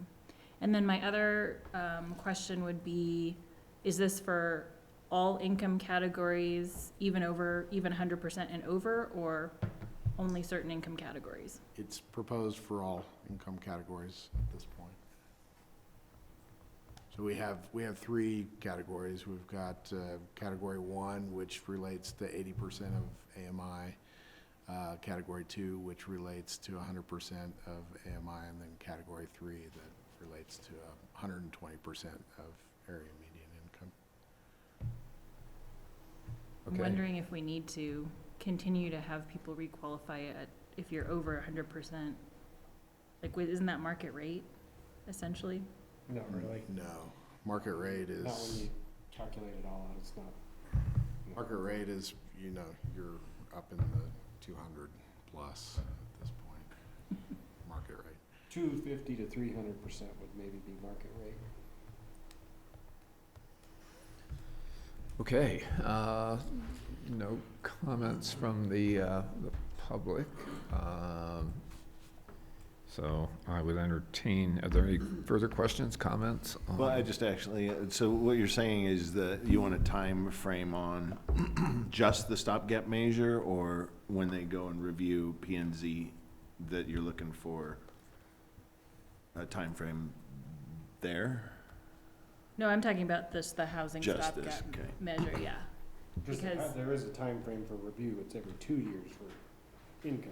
It's a 2-year. Yeah, no, I'm not look back. talking about that. I'm just talking about the stopgap measure, because I don't think that this is the full conversation. Right, yeah. And I don't want it to kind of like get sidelined because we did something, Got it. when I think there's a bigger conversation that still needs to be had. And I think by putting parameters of time on this, that'll encourage us to have that conversation before too much time has passed. Okay. Okay. Any further comment, question? Entertain a motion. Mayor, I move that the town council approve ordinance number 26, series of 2022 on first reading, and continue and set the public hearing and second reading for January 10th, 2023. Second. Okay, been moved and seconded. Pam, please call the roll. Absolutely. Let us begin with Bill Kane, Yes. Dieter Schindler, Yes. David Knight, Yes. Angela Anderson. Yes. Glenn Drummond, Yes. Elise Hoddle, Yes. and Ryan Slack. Yes. Motion carries unanimously. Thank you. All right. When we approve this in 2023, does that become ordinance 1 of 2023? Or is it? Yeah, any new ordinance that we do in 2023. But this would still be in 2022. It was introduced in 2022. Yeah, Okay. I see what you're saying. So our next order of business is item 7G. This is 7G1. There's a 7G2 as well. So this is for transfer of ownership and transfer of location for a retail marijuana licensed store to 701 East Valley Road, Unit 102. So Pam. Our applicant is not here yet. Oh, okay. wildly ahead of schedule. Yeah, we're Do we kind need of, to convene as something to do we're this? roughly an hour ahead here. You know, so it's been our practice from time to time to do that. I actually looked at the code recently to clarify that. The liquor code is very explicit that you're acting in that capacity, and the current marijuana licensing code is not. It's more town council possessing the powers of the liquor license, or of the marijuana licensing authority, but not needing to kind of convene as that separate body. So no issues in the past, but no need to do that now. And then before we move on, I guess would say that I would recommend that these two items, 7G1 and G2, they can be taken together. They concern two marijuana licenses. There's two actions with each license, but they're all part of the same business operation.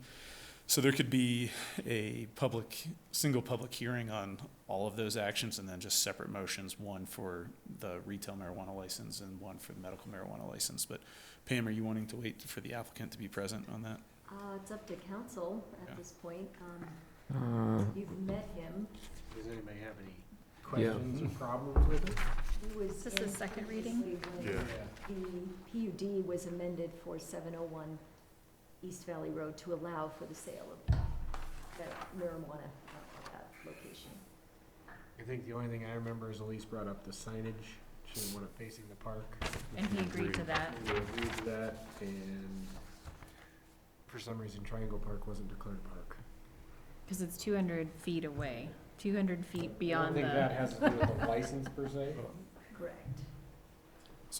Before we get there, Pam, if we're going to continue, do you have any presentation, I guess, to make on this? I have some comments through the packet information.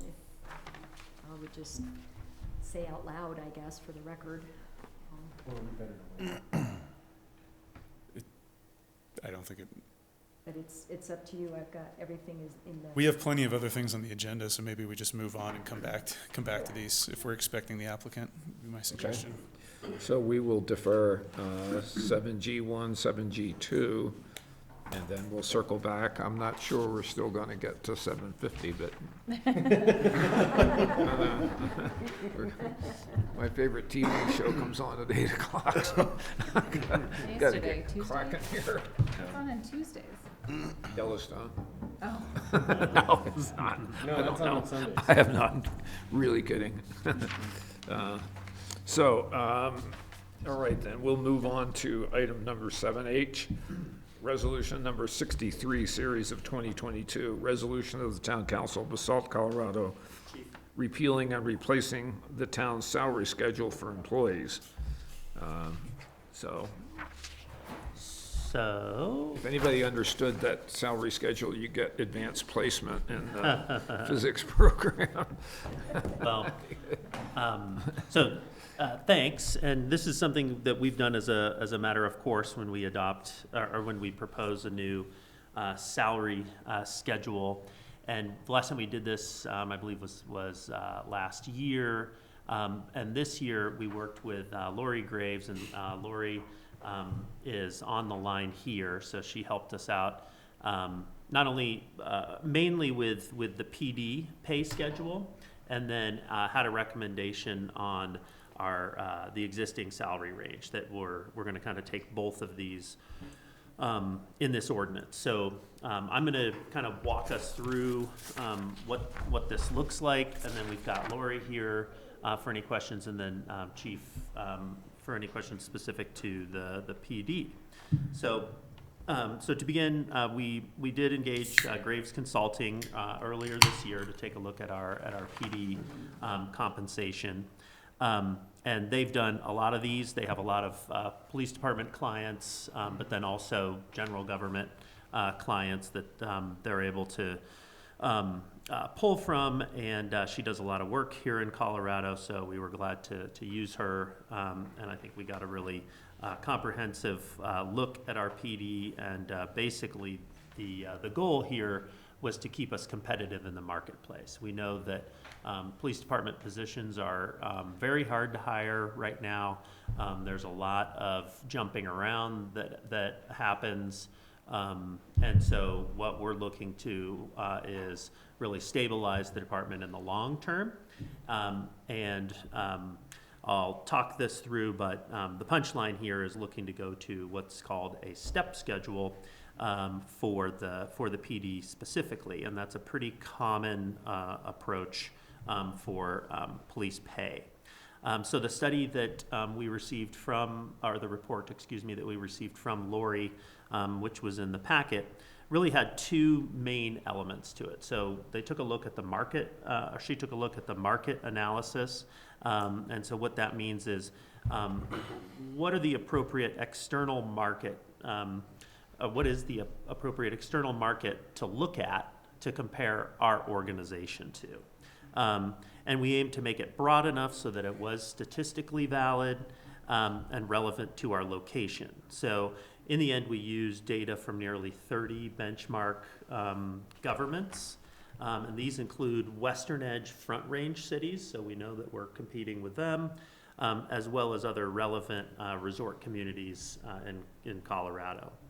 The second piece of this was job matching. So in an effort to understand the town's positions well enough, Lori went through and matched the police positions that are identified in these benchmark cities and towns to the ones we have. So we're able to create this step schedule, say for a police officer 1, that has parity with a police officer 1 in another organization. So we're talking apples to apples as we're comparing specific jobs.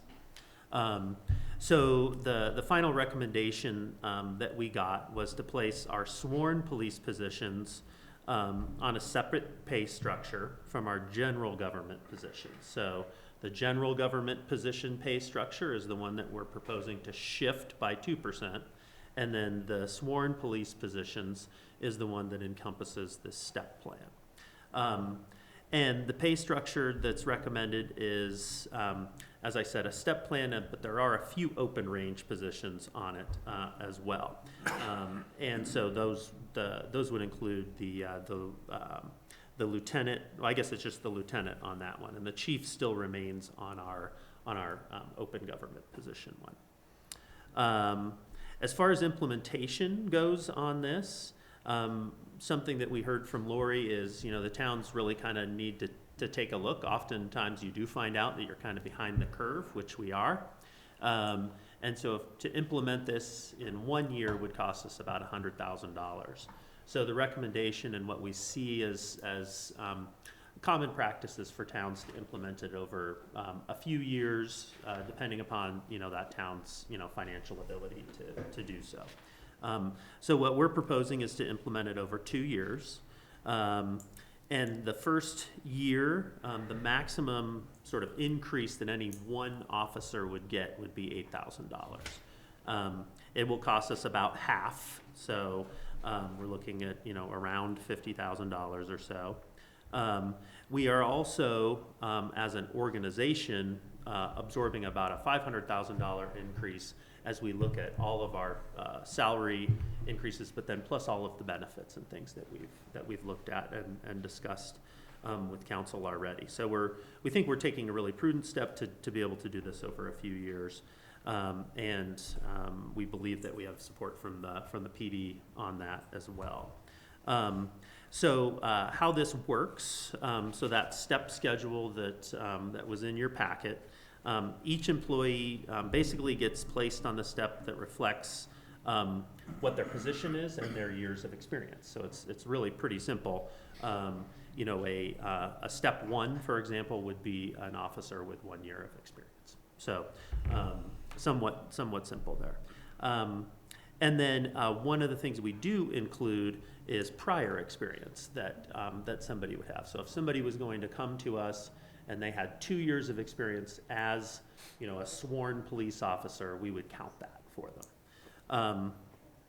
And so a couple relevant details on this, other than what I've explained, is each step represents about 4 or 5%, just kind of depending. So 4 or 5% increase each year. And the employee, once they top out in a position, say we have a police officer one that's been here for 5 years, they're going to be at the top. They're going to be in step 4, and they stay in step 4 until they complete their career path, which is already something that the chief and Aaron have implemented, which the career path is basically a way for an officer to progress through their career with the town of Basalt. So they do community involvement, they do additional training, and they do special projects, things like that. So if somebody's really motivated, they can move from police officer 1 to police officer 2, and then, you know, move into some of the leadership positions. But if somebody just wants to stay a police officer 1 and stay out on patrol, they have that ability to do so. And they'll just kind of stay in that step 4. The only increase that they would get then is when we shift the salary schedule by a certain percentage. So say this year we're looking at 2%, they might get a 2% increase there. The other thing for somebody to move through a step, from step 1 to step 2 and so forth, is it's not just automatic. That person does need to show that they are moving through the career path that's appropriate for that position they're in. And they also need to have a satisfactory review from the chief and Aaron and then their supervisor. And so a couple other, or one other small thing here is we do currently have some incentive pay that's in place, and we've kind of changed it around a little bit this year, but for Spanish proficiency, we do offer a stipend, an annual stipend of $1,500, so that the idea is that that person's available to translate and be able to speak with people who aren't able to communicate in English well. And then we have a field training officer, so that requires an officer to take on extra duties. So we had a swearing in, a pinning of 2 new officers that have finished the academy. That happened last Thursday, and they are now going to enter their field training. And one of our officers, or a few of them, will volunteer to take them around and to kind of help them become ready for the street, so to speak, on their own. So they'll get a stipend of about 5%, and that is something that we have in place today. And then the third one here is another annual stipend for our school resource officer. And so that's for $3,000. That officer not only is a sworn officer and helps out with general duties, but their main focus is at the schools, and they cover 3 schools. There's a lot of additional training and oversight that they have with some additional responsibility. So that kind of sums up the step plan. And then I'm just going to briefly talk about the salary range. So basically, the only difference here between what exists today is we're shifting it by 2%, and that's really a way for us to kind of keep up with inflation. 2% obviously is not the inflation number for this year, and we don't, it's not recommended that you just shift it with exactly what inflation is. But what this does, if somebody, say for example, was at the midpoint, if we were to shift it just with inflation, they never move from midpoint. They just kind of stay there. But if we shift it a little less than inflation, they do end up moving through their salary grade. And what we've found through staff feedback is people put a lot of value on moving through their salary grade. In addition to, of course, what they're being paid, but they measure their value in part on where they lie within a given grade. So this 2% is what we had as a recommendation from Lori, and so that's what we would recommend from council. So I might just ask Lori and or Chief if you had anything to add, and if I got it all just about right, Lori, from what your research had shown. Yes, you did. I think you articulated that well.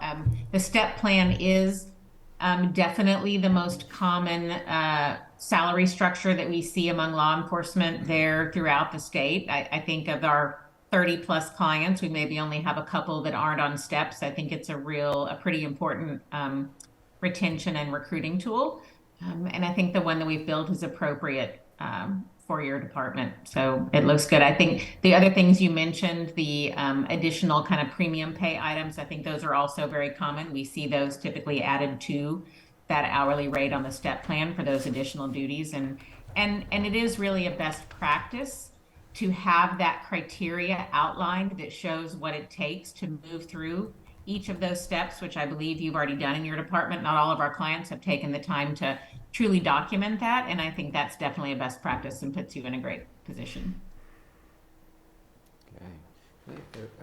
Is the police officer 1, police officer 2, is that a sort of standard classification across the state or the region, or is that just our internal sort of classification? I'll let Chief answer that. Yeah, so police officer 1, police officer 2 is standard across the state. Some departments go police officer 3, police officer 4, larger departments. This is where we have police officer 1, police officer 2, corporal, sergeant, lieutenant. It's an increase in responsibility and an increase in knowledge, supervision, the ability to handle situations out on the street. So it is standard to have these varying levels of PO1, PO2 upward. Great. Okay. Can you clarify when you were saying if you had a police officer come in that has some experience, and I think the example you used was 2 years experience, and let's say they're a police officer 1, so does that mean they start at step 2? They would, if they had 2 years of experience and they're just coming in, I think they would start at step 2. Yes. Does that sound right, Lori? Yes, that is right. That entry step is assuming straight out of academy. So we number them in with the entry first and then 1 and 2 because it just is easy to follow. Step 1 means you've completed 1 year. Step 2 means you've completed 2. And, you know, there was a time when agencies would not give credit for prior service when they hired officers. They'd bring them in at the bottom of the range. But there would be no way that you would ever be able to hire experienced officers if you didn't credit service. People would not change. And so it's become very commonplace to bring in lateral transfers and allow credited service. And so then the hope is that police officer 1 would get to the top of their range and then they would be like, oh, I want to progress, so I'm going to move to police officer 2. That's right. Gotcha. Okay, when I first read the memo, I was like, you get to the top of the range and that's it. Yeah, and it's up to them, right? The way we have it set up is that it's up to them, and Yeah. we have their career progression lined out in their career path. So if they want to get to lieutenant or chief, this is how you do it, and this is all the trainings and all of the extras that you have to do and all the supervision. So it gives the employee that forward focus, where currently within a range, they don't have that focus. They kind of get stuck in the range. So this one rewards, but also gives them direction and focus of however far they want to go. It's also a succession planning tool, so that I won't be here forever, Aaron won't be, none of us will. So this gives us the ability to start building these folks to look to that next level of supervision and get to where they want to be. Are there capabilities that are spec'd out by step even? Like, is it that granular or is it just at the rank level?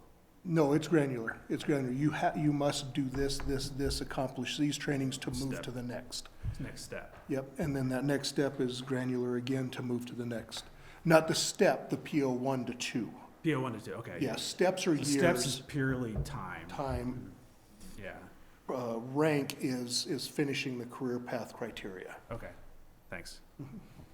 And Ryan, can you adjust or talk to the difference between the COLA and this 2%? That was a little confusing for me as well. Sure. So the 2% doesn't represent a raise for anybody. The COLA is what we have in the budget programmed, which is the cost of living increase that all the employees will be eligible for this year.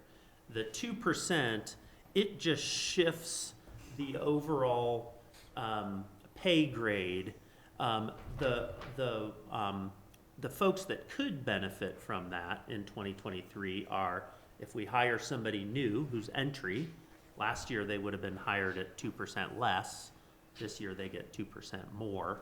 And we do have examples of some employees that are topped out.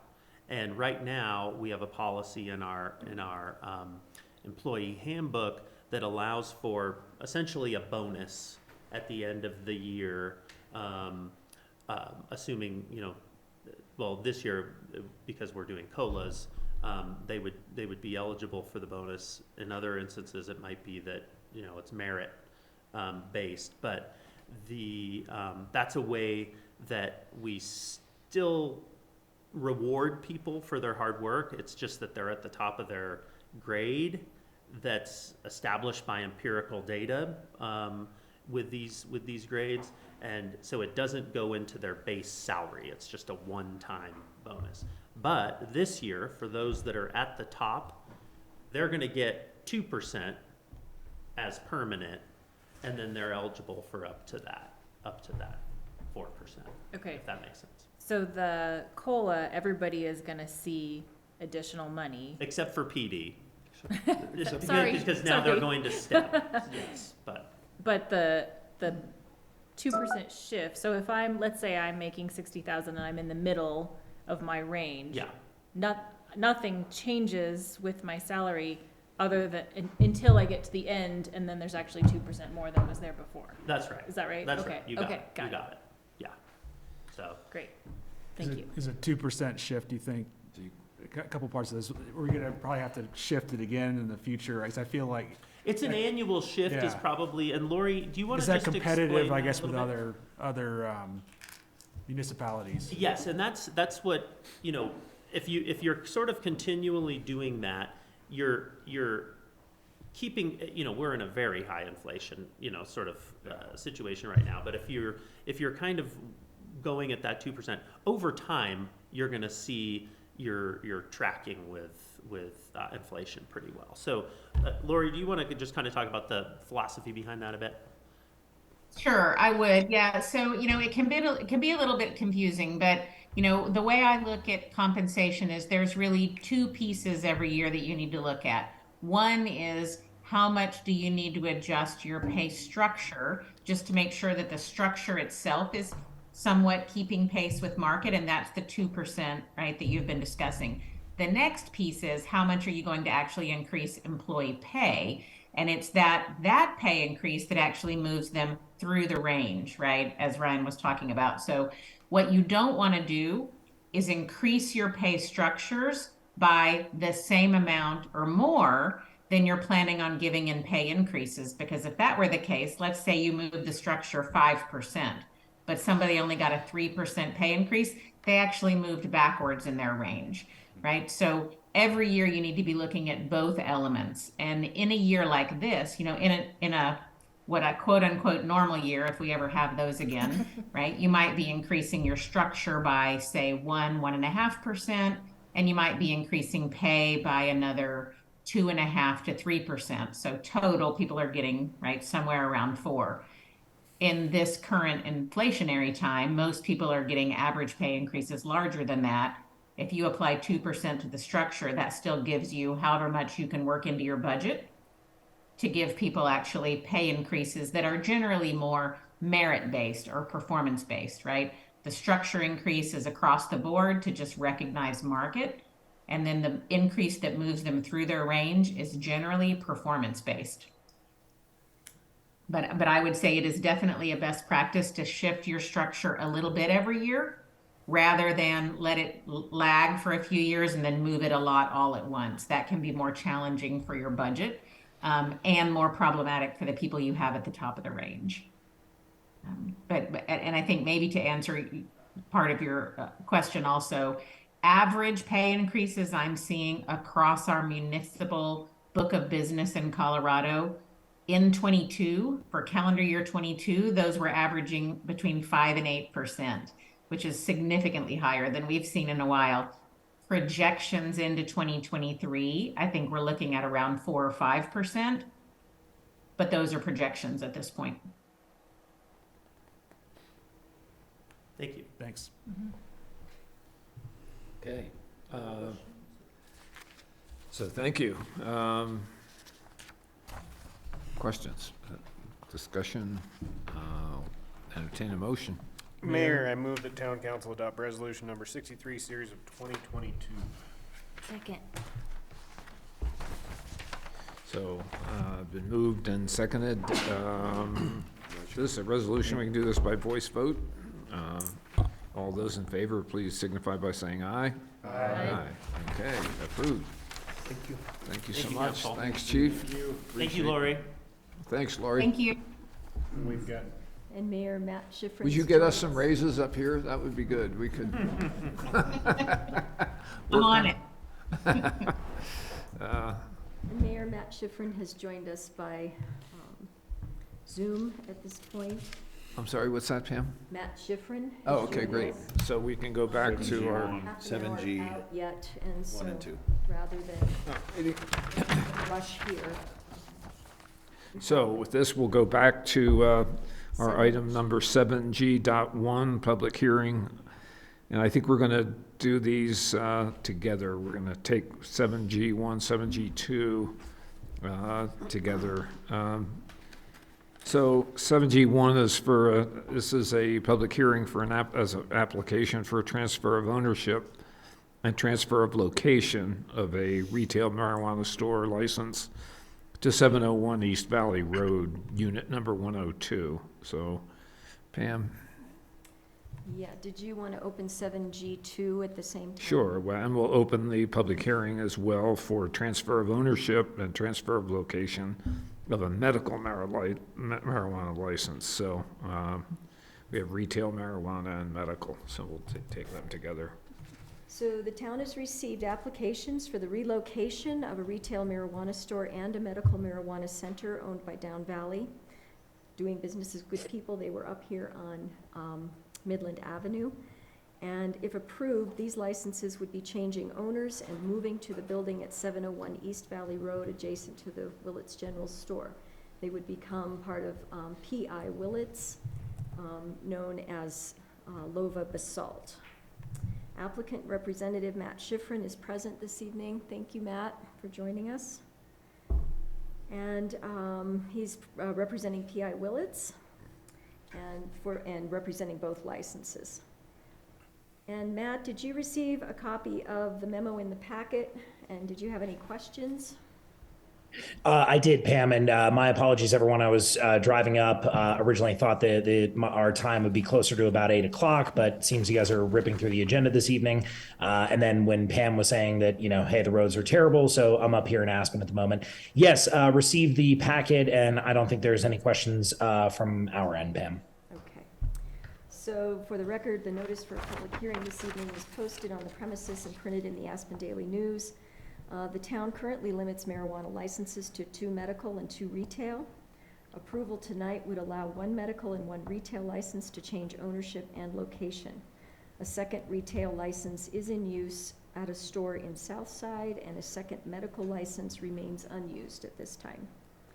On August 23rd, Council approved an ordinance that approved amendments to the Willits Town Center PUD, commonly known as the Willits General Store, to allow for a medical and retail marijuana store at that location. This evening, Council will consider the application, staff and investigating agency comments and recommendations. Council must make a finding and determination as to the good moral character of the applicants. The investigating agencies have submitted their comments, which are included in the packet memo. Any approvals this evening are conditionally based on the applicants meeting the requirements from each of those investigating agencies. The applicant will be working closely with police, fire, building, and planning departments for security, health safety measures, internal remodel of the store, among other items. And they must meet each requirement before a CO or local license will be issued.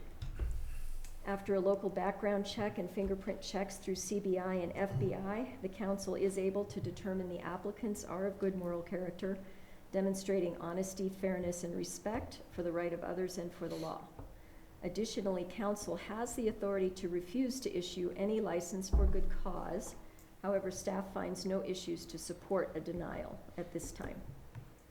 After the applicant has an opportunity to make any presentation or comments, staff would suggest council open the public hearing.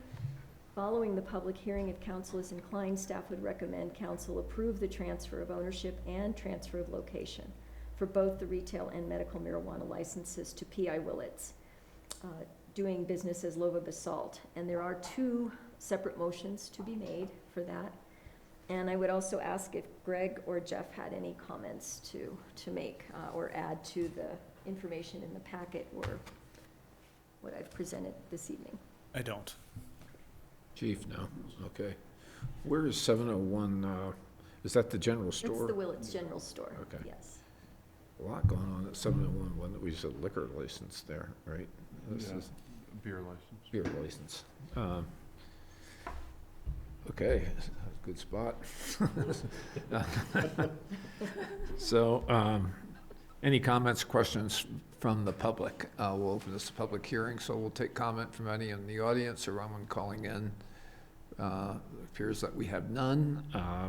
Or if Matt Schifrin has any comments. Matt, would you like to address council? Do you have any comments that you would like to make? No, just that it's been an absolute pleasure working with the team at the town of Basalt, from police, health, fire, planning, building, and Pam as well. And so we're excited to be moving this, and obviously with your blessing, and excited to work with the town on a go forward basis, and here to answer any questions that you might have.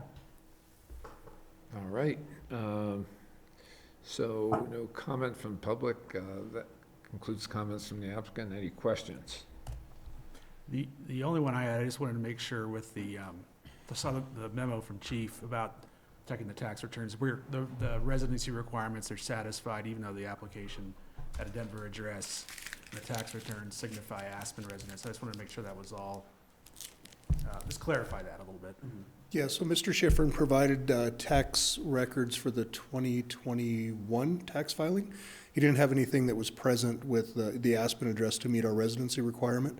So those documents were filed. They are an official document showing his residency and his significant others up there in Aspen. So that's what I have to go on is for permanent residence, and I believe him to be living there. Okay, thanks. All right. With that, then, no further public comment or comments from council. I'd entertain a motion. I think these are two motions. Mayor, so- I move that town council grant approval of the transfer of ownership and transfer of location of a retail marijuana store to be located at 701 East Valley Road, Unit 102, subsequent to compliance with all conditions noted in the staff memo or that may be identified during subsequent review or inspection by any of the investigating agencies. Second. Moved and seconded. Pam, please call the roll. Okay. Glenn on the record and Ryan. Thank you. Okay, let us begin with Dieter Schindler, Yes. David Knight, Yes.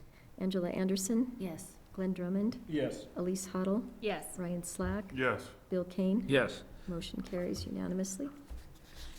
Okay, that turns us now to item Mayor, I 17. move the town council grant approval of the transfer of ownership and transfer of location of a medical marijuana center to be located at 701 East Valley Road, unit number 102, subsequent to compliance with all conditions noted in the staff memo, or that may be identified during subsequent review or inspection by any of the investigating agencies. Second. Been moved and seconded. Pam, please call the roll. Okay, absolutely. Let's begin with David Knight, Yes. Angela Anderson. Yes. Glenn Drummond, Yes. Elise Huddle, Yes. Ryan Slack, Yes. Bill Kane, Yes. and Dieter Schindler. Yes. Motion carries unanimously. Thank you. Okay, we have three meaty items. Our, Being here. pardon, Pam? Yeah, thanks, Matt. Very good. Oh, thank you, everybody. Really appreciate it. Thank you for your support, and looking forward to working with town. So appreciate it. Great. So our next order of business is, we have three related budgetary action items. So the next is 7I, is a public hearing for resolution number 59, series of 2022, Resolution of the Town Council of Basalt, Colorado, adopting the annual budget for the fiscal year beginning January 1, 2023 and ending December 31st, 2023, and summarizing expenditures and revenues for each fund. Doug and Ryan. Thank you, Mr. Mayor. As I alluded to when we were looking at the third quarter results, if you look to page 18, the summation of the funds that we're projecting for the calendar year 2023. And we'll start off with just the top line there at 33,408. That's just adding across general fund all the way to the conservation trust fund. 33,408,986 is what I had projected the fund balances to be at 12/31. That's likely to be higher, as I had alluded to earlier, which is all good news. I believe that's going to be closer to 35 million or so. In the current year, we have presented this budget a number of different times to this council, and nothing has significantly changed from the initial presentation. The budgeted revenues for the general fund for the 2023 budget year is $9,643,000. That actually is less than what our actuals are through the first 3 quarters of the calendar year 2022. So it's a very conservative number that we can meet, I believe. And as our expenditures are also tracking budget from 2022, we're showing a 2023 operating budget of, I'm just going to round this up, $8.5 million. Our capital projects at 2.1, and our debt service at 715. So total expenditures all in are 11.3 compared to a budget of revenue of 9.6. So we are projecting a deficit in the current year, in the budget current year of 1.7 million. That's going to be, so any questions on that before I move to the reserve fund?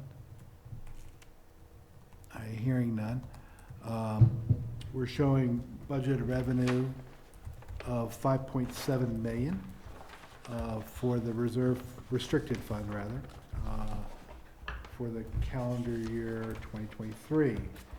That also compares favorably to what our actuals were. Actually, it's a little higher, but our actuals for the calendar year third quarter is 4.2 million. So we're projecting a modest increase in our restricted revenue for calendar year 2023, offset by operating expenses of 2.7, capital projects of 3.2, and debt service of $440,000. So we're projecting a deficit, our total revenue of 5.7 million, offset by expenses of 6.4. So we'd have a deficit of 700,000 in the restricted fund for the budget year of 2023. And the only thing to note is the capital construction fund that's new.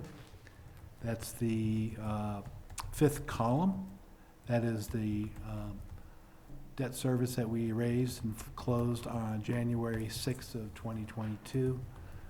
Presently have, right now, probably around 17, 18 million or so in that capital fund. This is for the Midland project, our affordable housing initiative, and our green initiatives that we have placed as purposes of those funds. So we look to actually have all of this money being spent in the calendar year 2023. That's not likely, just given the timeline still hasn't been defined yet, but we're going to have all hands on deck to push to get the project done as efficiently as possible. Once the timeline becomes more defined, we will be investing the money differently. Right now, I've been rather conservatively managing the money until I have a better handle on how the cash flow is going to be administered. So once that is in place, which I'm thinking is first quarter of 2023, we'll be likely extending some of the maturities and some of the money that we have invested right now in picking up some additional yield on the funds. So having said that, I believe we're in a good position cash-wise. This would indicate, again, 33.5 is our opening number. We're gonna have budgeted revenues for the year of 20 million, offset by expenses of 38.7. That's principally driven by the capital of the projects that we have on our capital construction fund. And then we would be ending the year with 14.7 million in cash. And half of that would be earmarked for the general fund, which almost is covering the entire year of expenditures. So there's an ample reserve there right now. Of course, we monitor this as we go. And I think one thing you'll see differently this year that was not done this calendar year 2022 is, and you noted this when you were looking at the third quarter financials, the annual budget is what's been stated month to month. I'm looking at actually annualizing the numbers so that, for instance, our sales tax revenue is flat. So we're not budgeting an increase. So we'll be month by month, we'll see our January receipts relative to our January budget. So we'll know sooner if we're off track. And we'll be doing that with all of our expenses. A little bit more work associated with doing that. But I think it'll be a more meaningful number as we move. Yeah, that is, that's, yeah. So I could go through more of the detail of the expenses, but again, it hasn't been anything significantly different. I don't know, Ryan, do you want to add anything that I may have overlooked? Because you had principally the initial presenter of this. Yeah, I think we went through a lot of detail, and for us this next year, Doug touched on it. It is sort of all hands on deck with us being steeped in capital projects, and so a lot of that is reflected in the budget. We are enjoying the fact that we've had strong revenues over the last few years, so we're now looking at reinvesting some of those into capital and also supporting staff in this inflationary cycle. And so I think, from what I can tell, we're going to have a very active year. We've got new staff at the helm helping us with our capital, and so I feel really confident in Michelle and Catherine to really be carrying those torches for the projects. And I think we're going to see a lot of cool stuff this next year. So, Can you just explain when you say that a fund has a deficit, like how that balances out in the in the total scheme of things? Well, right. So like, for instance, on page 18, right?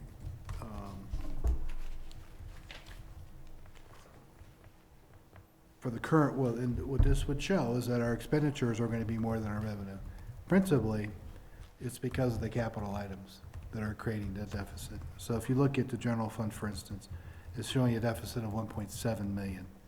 1735 to 857, you see that number? 2102, that is capital.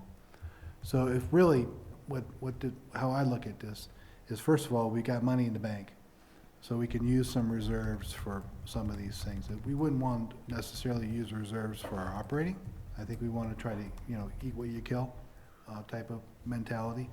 But on the capital, if we get jammed up, if our revenue really gets off track, and I'm like going down the road here 2-3 years from now, I'm not borrowing trouble, but if revenue starts declining, what you would do is you dial back some of the capital.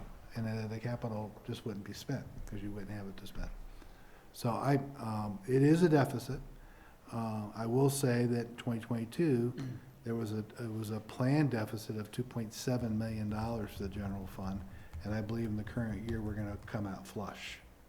So I don't think we're going to run a deficit this year because I don't think that revenue number is going to be a hard number to meet.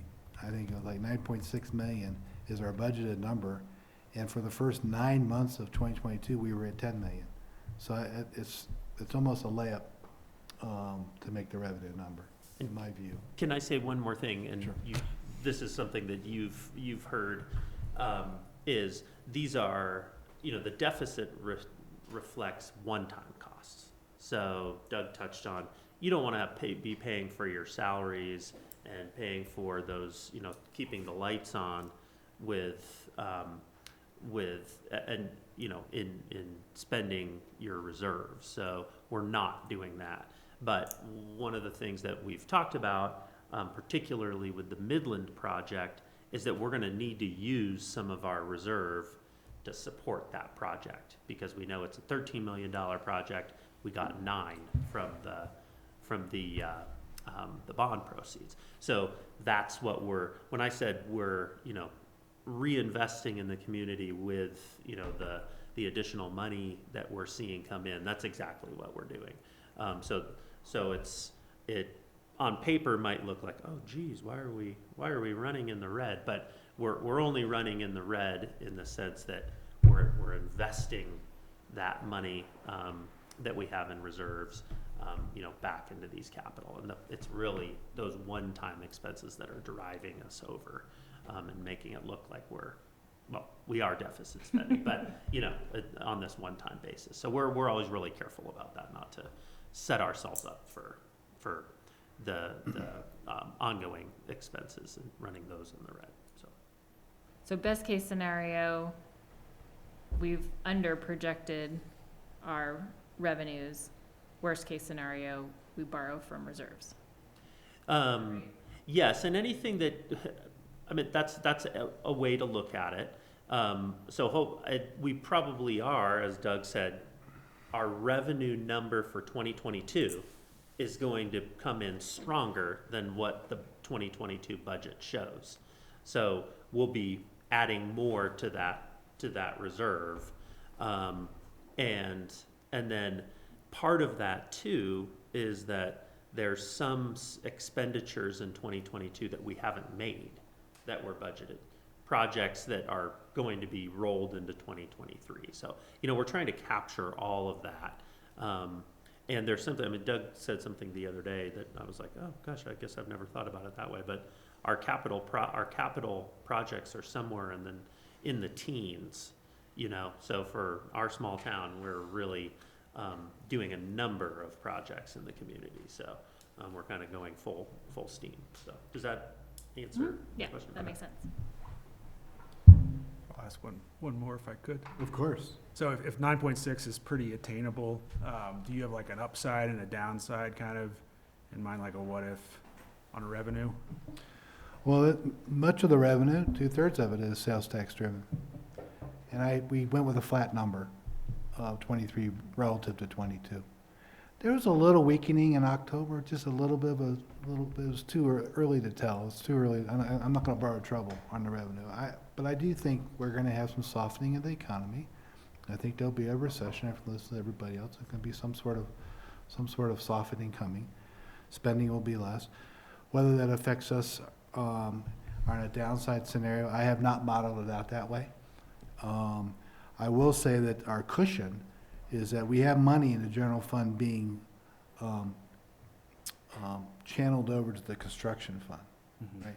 So if we get to the point where like we're not making our number, we just don't channel that money over, because I don't think we can breach our, at least I wouldn't want to breach our reserve, our fund balance in our general fund. That should be like for keeping the lights on, paying payroll, keeping, just keeping the fire burning, is how I kind of look at it. So I can, to answer your question, this is a long story longer, I can actually look at modeling out high-low.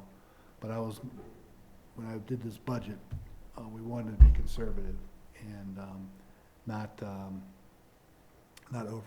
over promise. So the idea would be to under promise, over deliver. I think that was kind of how the thought process was putting this together. That makes sense. And I don't think an upside and downside is necessarily needed. It would probably be more beneficial as the year goes on. Like, what's the outlook look like as we go along? Well, the sales tax is a number to watch because that's like 2/3 of your revenue. So that's why I want to take that number. I just don't want to take that number and divide it by 12. And that's not good. I want to say, okay, what was January's number? What was February's number? We do a industry by industry, like the top 10. So we can track retail, we can track restaurants, we can track building, we can track all of that. And I can actually have that. We actually have a little bit of a breakthrough. Jenny has worked on creating, I won't say it's an algorithm, but it was actually a formula that was actually gonna be facilitating us getting our sales tax revenue more timely presented. It was a big deal, at least from my view. So what we'll be doing is showing that, 'cause that's the number to watch. It was like 2/3 of the number is your sales tax, that's the number to watch. So happy to do that on our January number, and I feel confident that, yeah, I can do that, because I just tested it, stress tested the number today, and I've actually got our numbers through November already done. And it's what, the 13th, so, I mean, that was a lot better than we were like 30 days ago. So, anyway. Thanks. Sort of a macro question. So we started the year with a fund balance of, I'm talking about the general fund exclusively. So we had 9,000,003 in our general fund balance began the year. So we're gonna spend that down by 1,735,000. So we're gonna end up the year with a fund balance of 7,006,000 roughly. Yep. So, as the old joke goes, says you can't make that up on volume, you know. So what I'm sure that this is attributable to some extraordinary, capital projects that we've allocated into the general fund, and there are explanations. And there's also nothing totally virtuous about carrying huge balances. I mean, we collect taxes to provide services for the public, and, the point isn't to just accumulate big balances and money. We should be spending on these and beneficial causes for our citizens. But what's your gut about that? What is the explanation for that spend down? Well, I think it's capital. Yeah. Yeah. I mean, that's what it looks like. I mean. Yeah.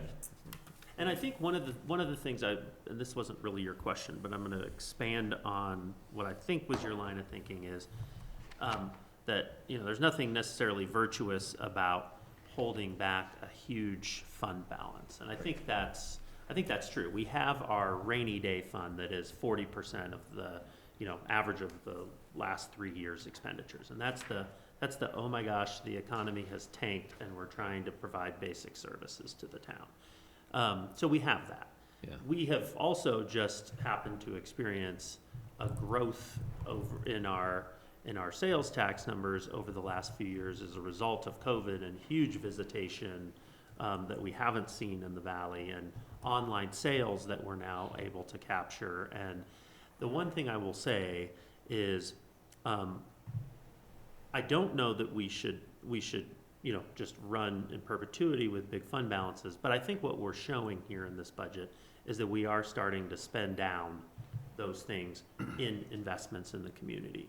The other thing to keep in mind that we've identified in our facilities master plan is we need to build a police station, we need to finish out public works, and one of these days we're going to be looking at a town hall. So those are all heavy infrastructure projects that are on the horizon that, this could be seed money for stuff like that. The other thing, let's not forget, as we grow, we had presented, we have in next year's budget, taking a look at similar to our facilities needs, our parks and open space needs, and what's that going to take to run as we move into the future. And so do we need additional staff? Does the PD need additional staff? Does admin need additional staff? We're in admin, for example, we're looking at a budget software. We're looking to run the short-term rental software. We're kind of being forced into being more sophisticated as a town, kind of making that transition from small town to growing up and kind of coming into our own. And so with that is going to come need for additional support in our offices. And so I think we're doing this all in a calculated manner and not just oh, we got it, so let's spend it type of a thing. And not that you were going there, but Yeah. I think just as an explanation for the public who's listening, that's sort of the long-term strategy, and we'll kind of meter that out at the direction of council to really get to where we need based on these studies that we've done over the last couple of years. So I think one thing wasn't, if I remember right, we had 1.2 for our deficit previously, And then we turned down a $500,000 grant because it was gonna cost us $1 million to use the $500,000. So, Right. But so, I do have news on that too, yeah, that we're probably gonna take it after all. yeah. Yeah, they've, and I'm not gonna get too far off the subject, and we'll report out on it, but Okay. the state has done an amazing, they've had a pretty incredible shift in CDOT, coming down from the top to say, don't let people turn money away. I want this spent in the state, and so it looks like without strings attached, I mean, other than That's pretty reporting, cool. it's Yeah. not going to take control of our project, and we're gonna be able to invest it in, materials for, the project. Is that reflected here? Yeah, it should be in the, Okay. in the budget, that 500,000, right? We added that back in, yeah. And we may land a DOLA, that's a separate, that's. That's right, that's another 500,000 Yeah, for the that's right. solar project. But Yep. that's, for another, solar project. Okay, more discussion, questions, so before we vote, just thank you guys, thanks Doug for coming in, kind of late in the budget cycle, but I think you've done a whale of a job pulling us all together, and it looks, very comprehensible and comprehensive, so, congratulations on And that. Mr. Mayor, the budget law does require that Yeah, we got this be a public, Yeah. it'd be a public hearing, so just check Yes, that box. none in the audience, anyone calling in about the budget? Looks like not, so, with that, unless there are further questions, I would entertain a motion. Mayor, I move the town council adopt resolution number 59, series of 2022. Second. It's been moved and seconded, resolution, we could do this, approve the annual budget by a voice vote. We can do this one by voice vote, we actually have to do the next one by roll call vote, so. Okay. Okay, so, all those in favor of the motion signify by saying aye.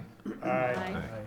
Okay, so the next one we move on to is, congratulations. Thank you. You got some money to work with here. Next 12 months. 7J, resolution number 60, series of 2022. Resolution of the Town Council of Basalt, Colorado, appropriating sums of money to the various funds and spending agencies and the amounts and for the purposes set forth below for the Town of Basalt, Colorado for the 2023 budget year. So I think we understand what this does, but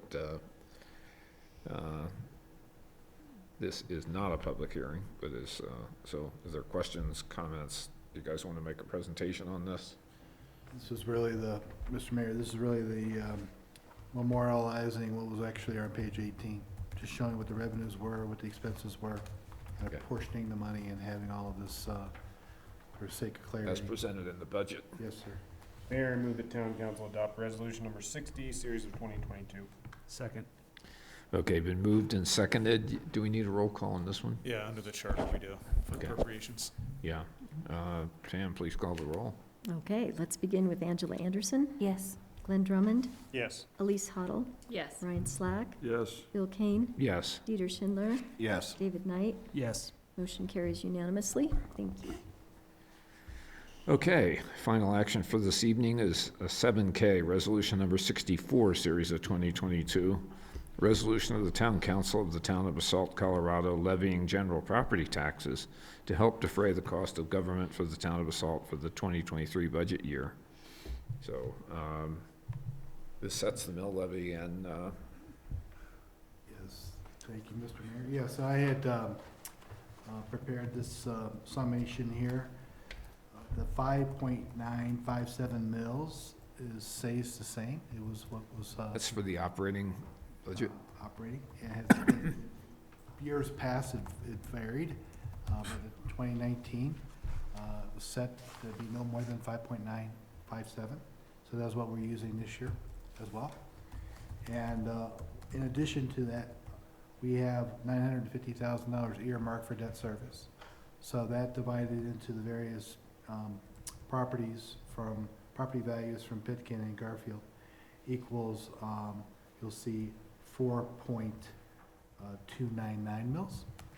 And then this year, we also had some refunds. We always have refunds, but there was more refunds of taxes this year relative to last year.